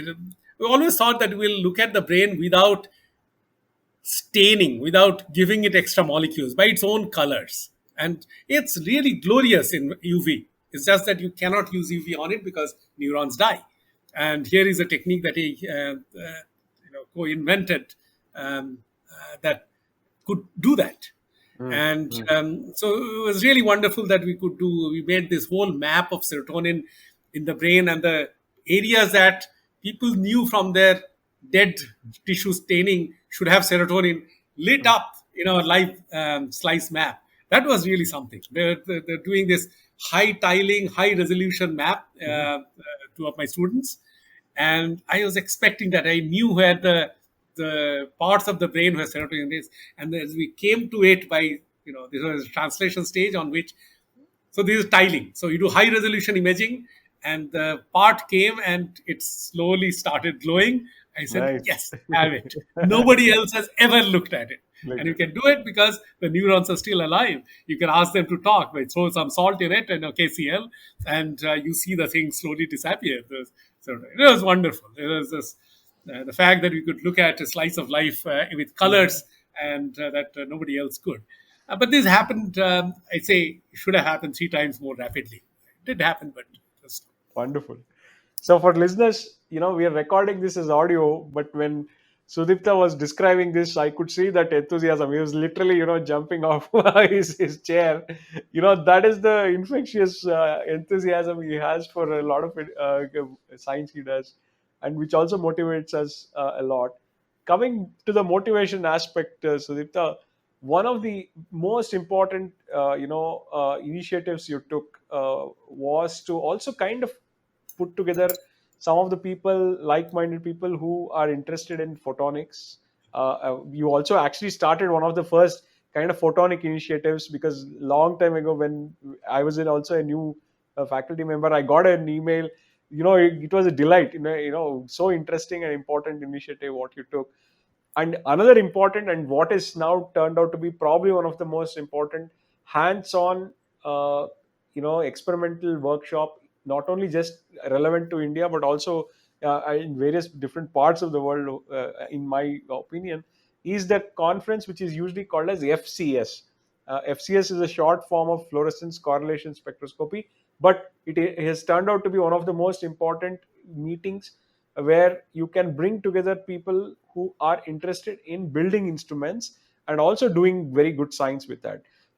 And Sudipta was the person who started it. And I want Sudipta to define the origins of that part of it, because this is going to be, in my opinion, this is one of the most important parts of, hopefully in the context of the future generations also should know how did this particular thing happen. Please define it to us. Yeah. Well, I mean, this is the way it started. Of course, people knew that I had built a couple of these instruments, and they had Mm, to all make measurements, and they wanted me to help with their measurements. And the practical problem was that I just didn't have, me or my students didn't have time to run other people's measurements. But it was also true that I could see that lots of places would buy very expensive equipment, and after a while it is not running, and I could go there. I actually got calls from the Tata Memorial Center, which had bought something called a confocal microscope, few crores at mm, that time. It's late 90s, and they knew that I knew something about it. They're very mm, simple things that were wrong, and you figure it out and you put it back, and they think, oh, you're doing such a wonderful thing, but you know that it's just the fact that you have little bit of a background knowledge and they don't, and you could teach them or anybody or most people how to do things and how to build things from scratch. Scratch. And Yes. once you build an instrument from scratch, it's really an instrument that can never die. You can never say, oh, it's not working, Mm, because mm. if you put in every screw, you know which screw is not working, which screw is loose, which lens is out of place, etc. It really never dies because you can go in and fix it. Okay, it could be broken, but you know at once why it is broken. And yet, when I tell this to even our students here or other students who would visit to make some measurements, they would all think there's a different world. And Mm. it was very, very important for me to show them that it's not a different world. I just have been fortunate to be in a couple of labs where I know that this is how things can be done. You know a little bit of optics, and you can put these together. It just requires a little bit of confidence and practice, somebody to show you. But for many institutes, students, etc., there was nobody showing them, because Mm. unfortunately their guys, fantastic scientists, also didn't grow up with this culture of building instruments. So I Instruments, knew that yes. it was important, and I wanted to show this, but I also realized that if I just show it to a few students, nothing will ever happen. They'll know that, okay, this can be put together like this.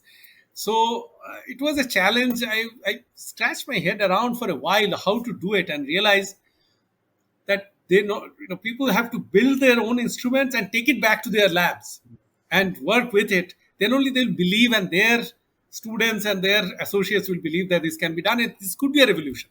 And there are surely other people like me who knew how to build other instruments who will then start this.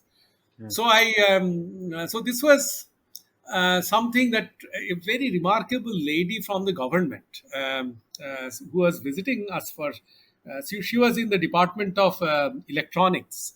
Mm. Somebody who gives grants and all that. She was a Mm. PhD in optics from, I think, IIT Delhi or something, but government worker. She was visiting us, and we got talking about it, and she says, okay, why don't you train people in doing whatever you're doing? It's single molecule spectroscopy, big name. And she was trying to spread photonics in India. So I told her that if you can get me money for one instrument, one Mm. commercial instrument, I'll build 12 with it. And not only I Right. will build it, I'll not build it, other people will build it and will take them away to their places. So this is something that looked like even the government rules don't allow. Capital investment, going from here to there, everything was very tough. But she said, I think we can get around the rules. If you promise that you will do it, I will try to get you all the Mm. permissions, etc. This is how it was born. The idea. I said, okay. So, and it was one really intense year of my life. I had to Mm. plan things mostly with Indian components, but I decided that I will teach people how to do it, because it's really not rocket science. And but I decided one thing, that I opened it up and told people that you'll build it and you'll carry it away and it will be functional, and don't worry about it. But I would not let anybody enroll unless the boss is also coming and enrolling, because Mm. I knew the student comes and takes it, even then it will not be used. So as I said, there's one of the best decisions I have taken in my Mm. life, because I made uh, 10 great friends. Some of your colleagues. In Yes, that yes. conference, they came 3 intense weeks, because some of them were, of course, already good with their hands, some of them were not. But we went through lots in those 3 weeks, and ultimately a dozen instruments were built, which each of which I said, Zeiss gives this specifications, and Mm. your instrument Mm. has to beat it. Otherwise, you're not going to carry it home.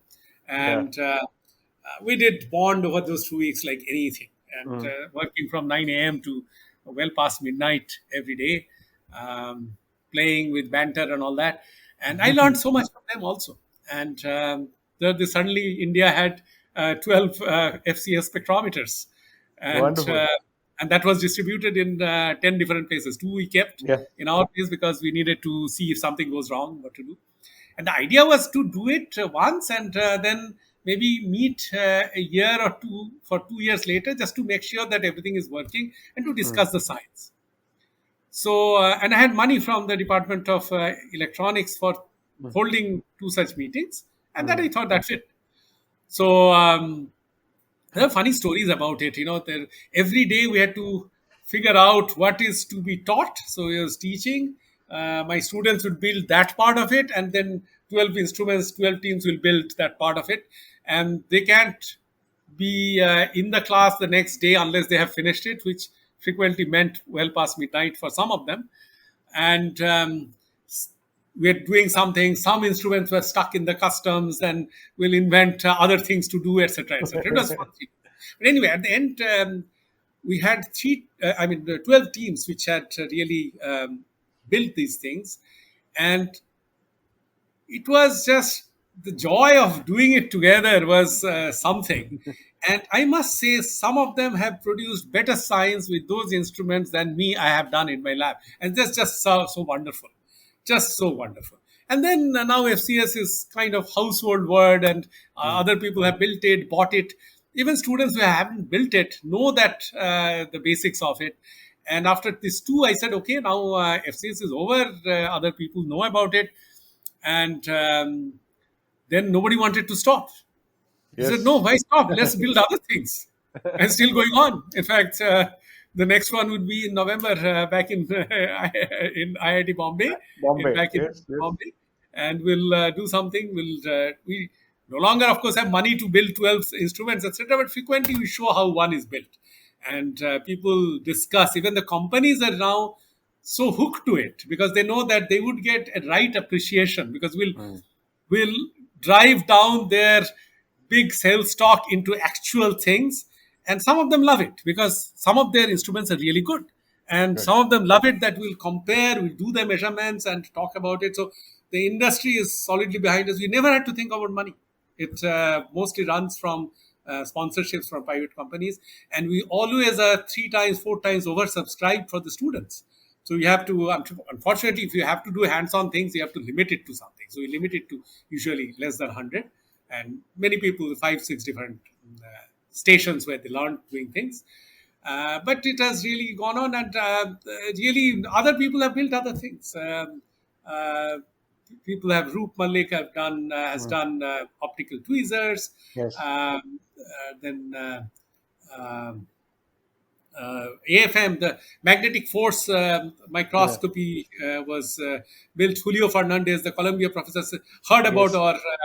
our workshop and said, "Oh, that's wonderful! Sounds wonderful! I want to also do it." And he came Yes. and taught us how to build magnetic tweezers. We have done turf building. We have done four or Mm. five such things, and many other things get discussed threadbare, so that you're not just using an instrument. You know exactly what the Exactly. instrument is capable of Instrument. doing. You know the method, the theory behind it. So it's been really wonderful, and Yeah. I must say that it's it's 90% other people's work, only 10% mine, and I just lit the candle. That's all. Yeah. Other That people, that you lighting and is your not friends, are really doing wonderful stuff. that lighting up is very important, and I should mention that it has also created two important kind of progressions. One is that it also introduces a lot of kind of slightly more hardcore optics people to some very interesting problems which are outside their purview, because from my own personal viewpoint, that is one of the best things for in terms of FCS, because you get to learn a lot of things which you otherwise would have not even kind of got exposed to in conventional optics conferences. And second point is the other way around too, because there are also a lot of biologists and chemists who actually take away a lot of interesting kind of optical techniques and harness it for their own kind of work. So it's a kind of a win-win situation for both of the kind of parties in there. Yeah, is a lot of science Yeah. is done through networks, through Mm. grapevines. Okay, you try something for 6 months and realize it doesn't work. If you're in the US, you'll be in a Yeah. conference where you'll sit around a table Uh, and somebody says, "Oh, don't try that. That doesn't work." yes. This we Yes. miss in in India. So it's important to grow a community which occasionally meet over dinner, over a coffee, or just over phone or something, and talk about this. And at least Mm. once a year in these things, and it's helped build a community which I think now is sort of self-sustaining. Lots of Absolutely. new people. I now go into some conferences where in these meetings where some people I don't know, and because it's somebody knew somebody knew somebody, and we're getting more and more younger people who build their Yeah. own instruments, which is wonderful. And this is the way it should go. We should now start building our own scientific equipment commercially in a Yes. tiny way. I do that means my FC Mm. has got license and somebody else is building it. A lot more Yes. can be done, a lot more. And I think the time has come for us to wake up and also look at that, and as that possibility. The industry Yeah. should connect. Connect. Um, Yeah. we keep trying that. It hasn't happened in a big way yet, but it should happen. And plus, the students, I mean, they go out knowing that they can build something with their hands. So I think, yeah, good times are ahead.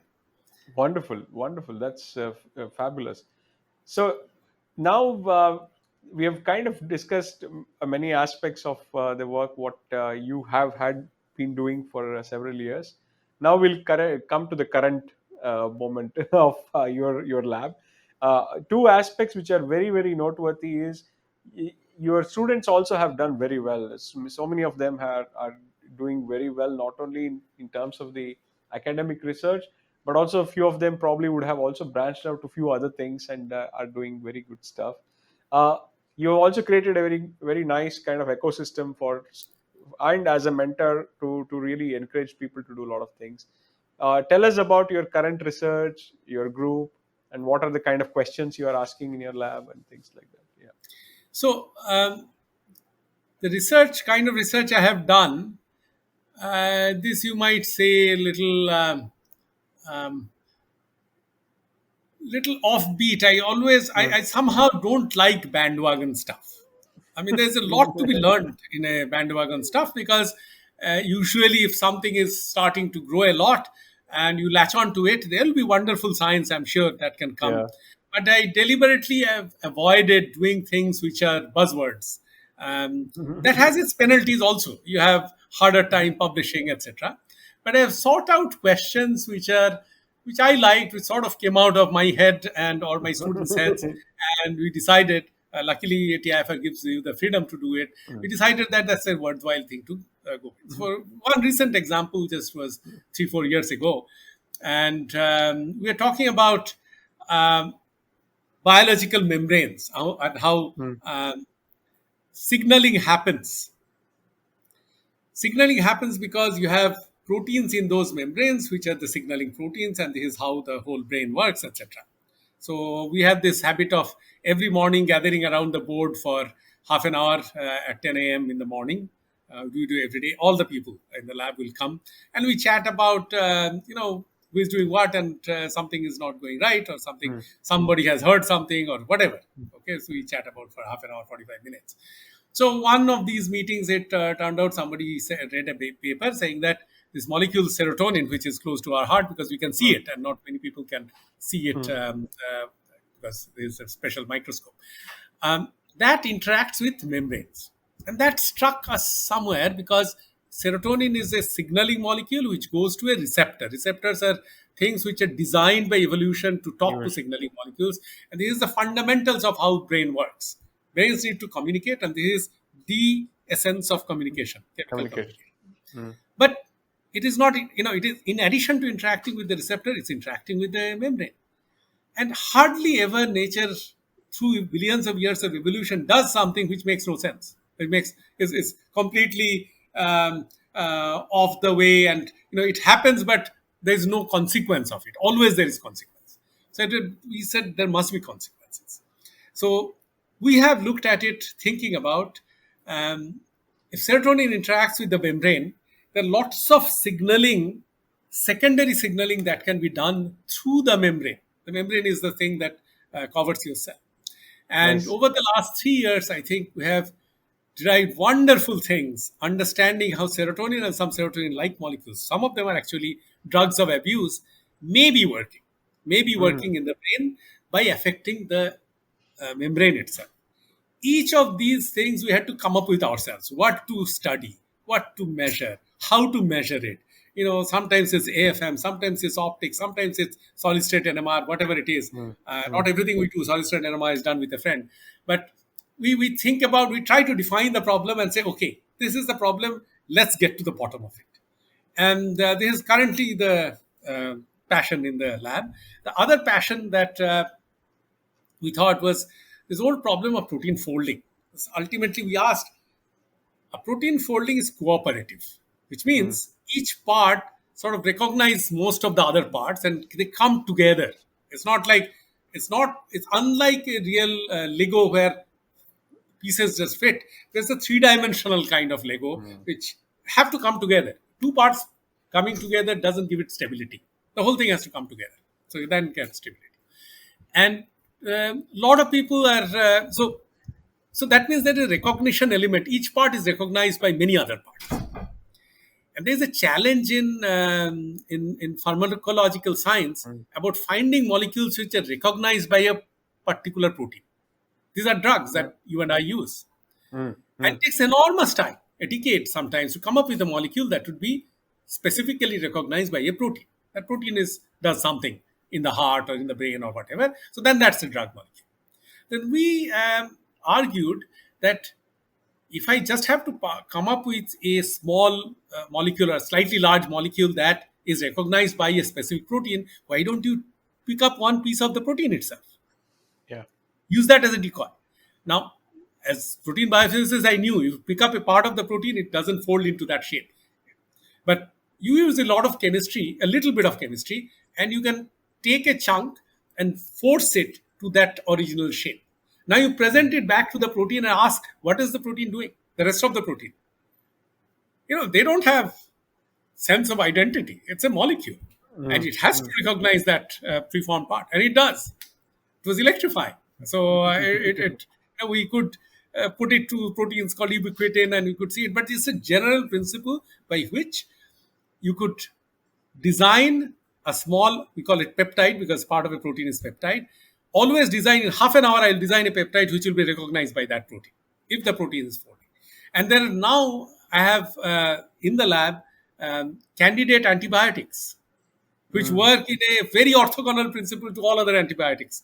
They are parts of the same protein, which actually go in. And once it goes in, the protein folds around it, but it doesn't know what to do with its own part, which mimics that. mm, So that sort of hangs around, creating problem. And if you have made this for a bacterial protein, the bacterium dies. So this is another very wonderful thing.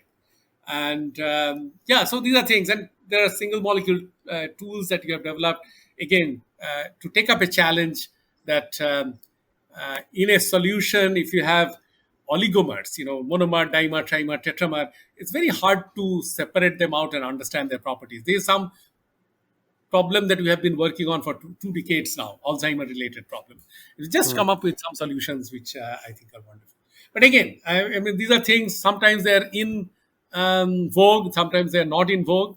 But it's wonderful that somebody actually pays your bread and can let you do that. And you should take a chance always to do that. True, if you can do some things which are very sort of popular, and you will get a lot of recognition for it. And some of us should do it, definitely. It's a question of personal choice. But I feel myself lucky that I've been in a place where nobody asked me exactly what is that good for, or why are you not working on this area or this area. You, in your own small way, you can define your new areas Yeah, yeah. and do it. And at the end, you have the satisfaction of saying, okay, that little bit of problem I thought of and I solved the thing. Solved part. Yep, that's all Wonderful. that's going on right now. Wonderful. In fact, there is so many things to learn from this point of view, because that is also a contentious issue whenever, let's say, one is starting a new group, right? Because there is always a dilemma of whether to really explore something totally new, or to go in the path where there is as you mentioned, the bandwagon part of it, where you continue to actually look into it. And there is a lot to really take from that particular part what you just mentioned. It's a very important thing.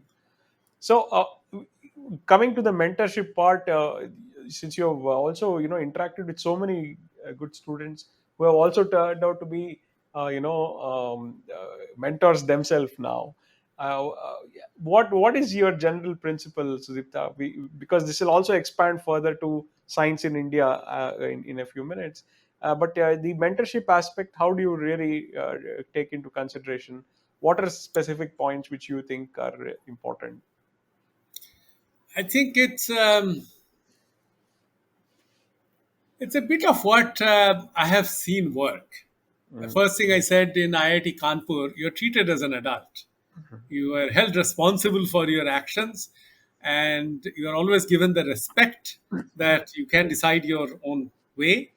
And yeah. when I interact with the student, it's always that you can go ahead and try that. I can tell you it's not going to work, it's by my experience, Mm, but please go ahead and try that. If mm, you are, if you think that will work, you go ahead and try that. Or you come up with things.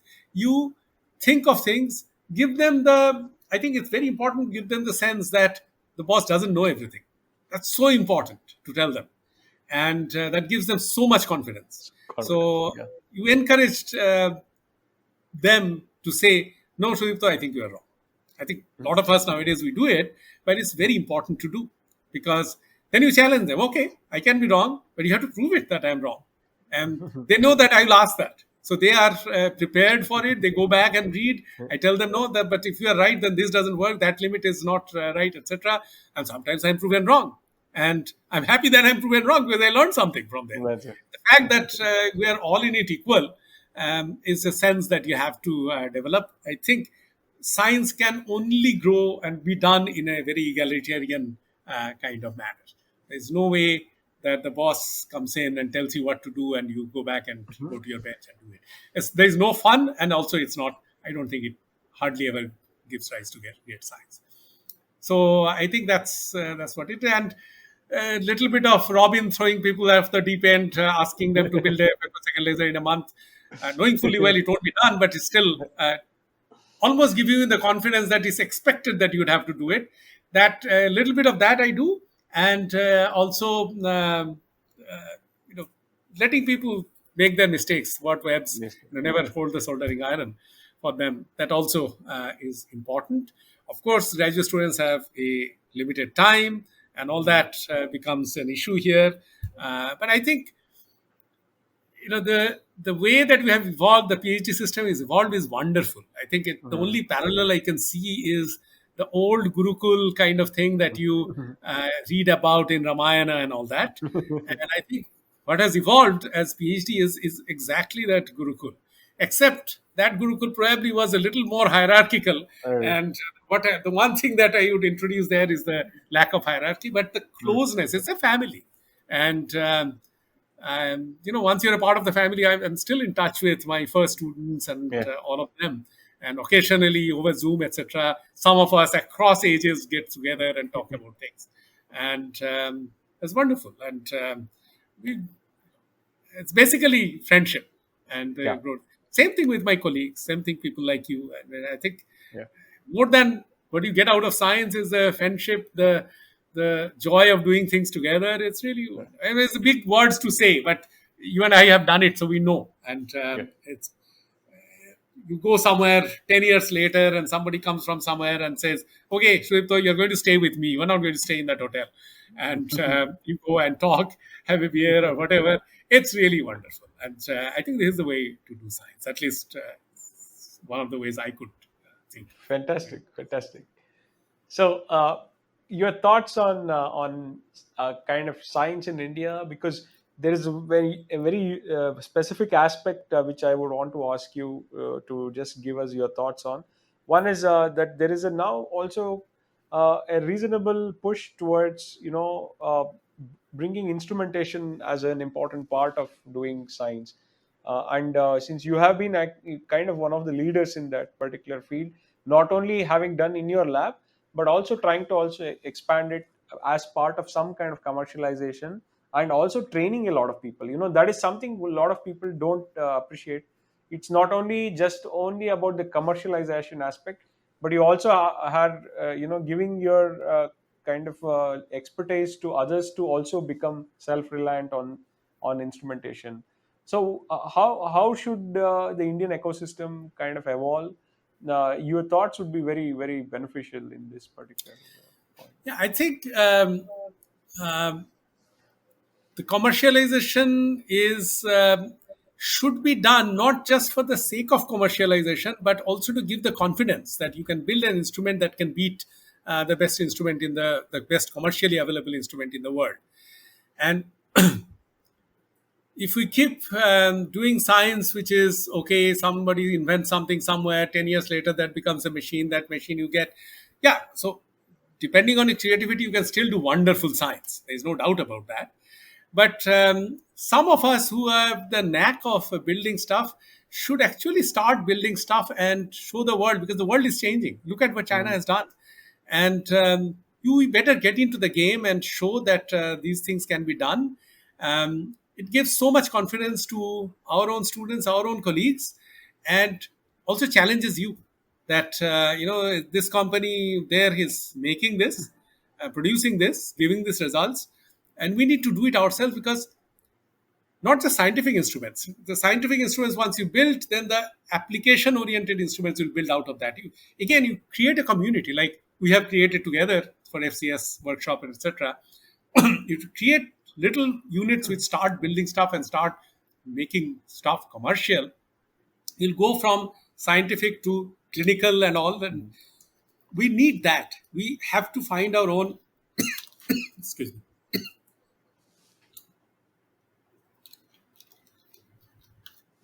Yeah.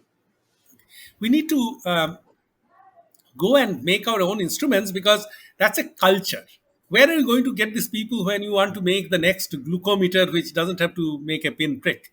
You have to get it from these people who have built these scientific instruments, and then they know, okay, I mean, if you are at the apex of the pyramid, building the most complicated scientific tools, you can try to go down. That's easier than and then build some tools which is, in some sense, simpler. But you need to create that ecosystem, create that confidence that people can build it. How did the software revolution come? I'm sure some people started like this and said, okay, we can build software. And look where India is. Similarly, we need to do that for hardware and instrumentation. And it has to start somewhere. And I think it will start from building instruments first, maybe for our own science, because we should go back to the government and say, look, we can build our own things, at least part of it, not everything. And then show our students how things can be done, and some of them would be entrepreneurs. And it's important that for 75 years we keep telling that science will feed into the economy of the country. It has done in many ways, but in a very overt way, if you look at it, people will say, look what the US has done, Japan has done, or now China is doing. China. I need to show that connection more and more, because people, I think the time has come for the science to be shown its, the science to show its worth. Otherwise, the current situation, it will be difficult for getting the funding even for fundamental science. Science. The Yeah. connection that fundamental science is important, has to be funded, should also be proven by obvious things that come out of it. And that is a responsibility of all us scientists. Even if you believe in and get joy only doing fundamental science, it's a responsibility that you and I and everybody else has. That a common man knows, okay, this is built in. Look, ISRO has, they don't make common people's instrument, but they're making something which people Something. can see and feel and watch in TV going up, and that has caught the imagination. Other places should do it, and ultimately there will be spin-offs of this. There should be medical instruments. There should be other optical measurement tools, which should all be designed and built in India, not just built in India from foreign designs. I think it has to come. Otherwise, where are we? Very, very pertinent point. Very pertinent points. Yeah, hopefully that kind of thought process expands and percolates into the society. That's very critical. That's very crucial.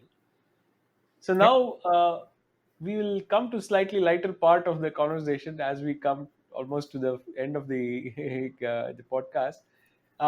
First is I would request you to say a few sentences to our listeners in your mother tongue about your motivations of doing science and why you got interested in science.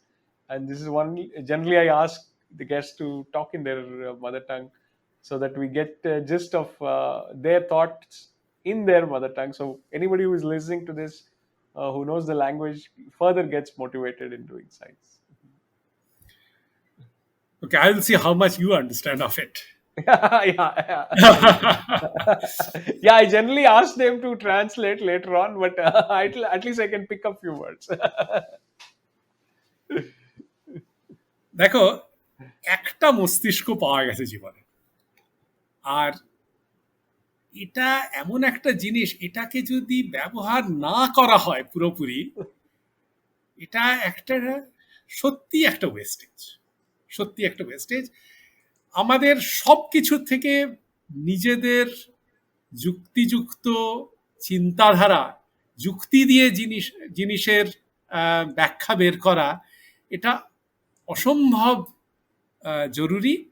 কারণ আজকালকার যে জীবন পড়েছে, চারদিকে হোয়াটসঅ্যাপের through দিয়ে সমস্ত কিছুর মধ্যে দিয়ে প্রত্যেকটা জিনিসের ব্যাখ্যা আসছে নানা রকম জিনিসকে সত্য বলে ধরে নেওয়া হচ্ছে। খুব সাধারণ জিনিস যদি নিজের মাথা দিয়ে, নিজের চিন্তাধারা দিয়ে, নিজের যুক্তি দিয়ে ভাবা যায়, তাহলে অনেক কিছু কিন্তু অনেক সাধারণ হয়ে যায়, অনেক সহজবোধ্য হয়ে যায়। আর অনেক জিনিস আমাদের বিশ্বাস, যেগুলো আমরা অটোমেটিক্যালি করে ফেলি, সেগুলো বিশ্বাস আমাদের করা উচিত নয়, সেটা আমরা বুঝতে পারবো।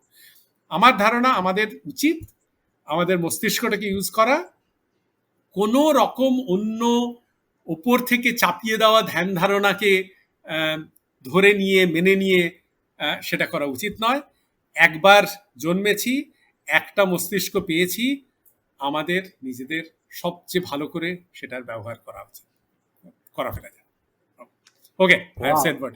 Sorry, I didn't pre-think this, so it didn't Yeah. come out as well as I thought it would, but it's okay. Wonderful, wonderful. So, two-line gist of what you said is for What I said English. is that we got a brain, I got to use it. And Nice. don't believe on half the things that coming on WhatsApp and all. If you think through, you'll really realize what the truth is with very little thought. Fantastic, fantastic.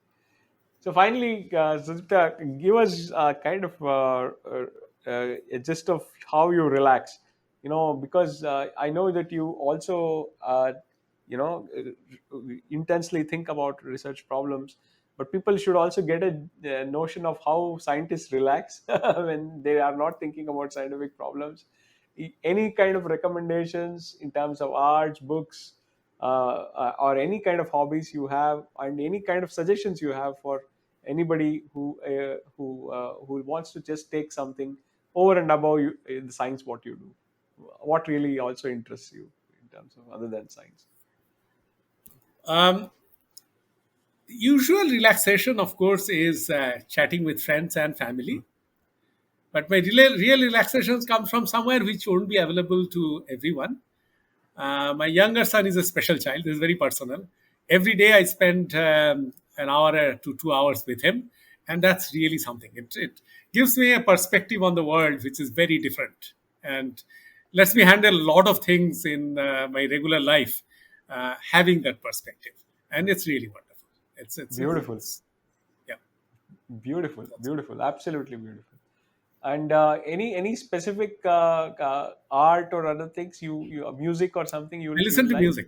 I listen to music. I listen to music. I read. I love to travel. So, so these are things that time is short, but whenever I can, I could. And being in Bombay, you don't have to go to Switzerland to travel. I mean, Yeah. it's just so wonderful. I know this is the hills, especially they will wake up in another month or two with all the rains. It's just so wonderful. You go somewhere, you talk to people. I talk to people a lot, local people. You Yeah. go somewhere to some village or something and talk to people, and it's Nice. really wonderful. Traveling is it's just no substitute for that, for relaxation. Nice, nice. So finally, any specific future plans you have? Any specific projects you are looking forward to take up in coming days or months, or you know? Well, I specific have to time? walk the talk. So I've been talking about instrumentation, commercialization, making maybe even clinical instruments, Huh. etc. So I have decided now that I will soon set up a startup, and I've been Wow, in wonderful. chats with some people, and I'll move to an IIT reasonably soon to do that. IIT or Wow, the big. this is news, Yeah, Sudipta. because TIFR has certain rules, would not allow me to do that. But so I'll be moving and I'm setting it up. We have been talking about it for, I don't know, more than a dozen years now. I might as well do it. Life is not forever. So time has come for me to do it. Can So, can yeah, you give us maybe 2 years the hence, I can tell you a little bit about that. We'll see. It'll be adventurous. It'll be can, completely new for me, but we'll so see. you decided to move? This is news. Yes, I have decided to move. There are a couple of places in mind, but most likely one place I have in mind. But where such things are much easier to do. And yeah, Wow, wonderful, wonderful. This is actually news to me too. I did not know that. All the best, all the best. We really Thank you. look forward to your work and also your leadership in this particular area. And as I told at the beginning, we have learned and continue to learn a lot of interesting things. And the most fascinating aspect is that you can do science and also be a good person. That is one thing I've learned from Sudipta, which I think all of us can take that part and also build upon a lot of things. So thank you, Sudipta. Thank you very much for this wonderful 2 hours plus some minutes of Yeah. wonderful conversation. Yeah, thanks for staying back so long. And it was getting long. I could see. I'm at No, home and you no, are sitting in your office. So, no. okay, It's my pleasure. So this that's is beautiful. Pratidwani, where we try to humanize science with the one and the only Sudipta Maiti. Thank you, Sudipta.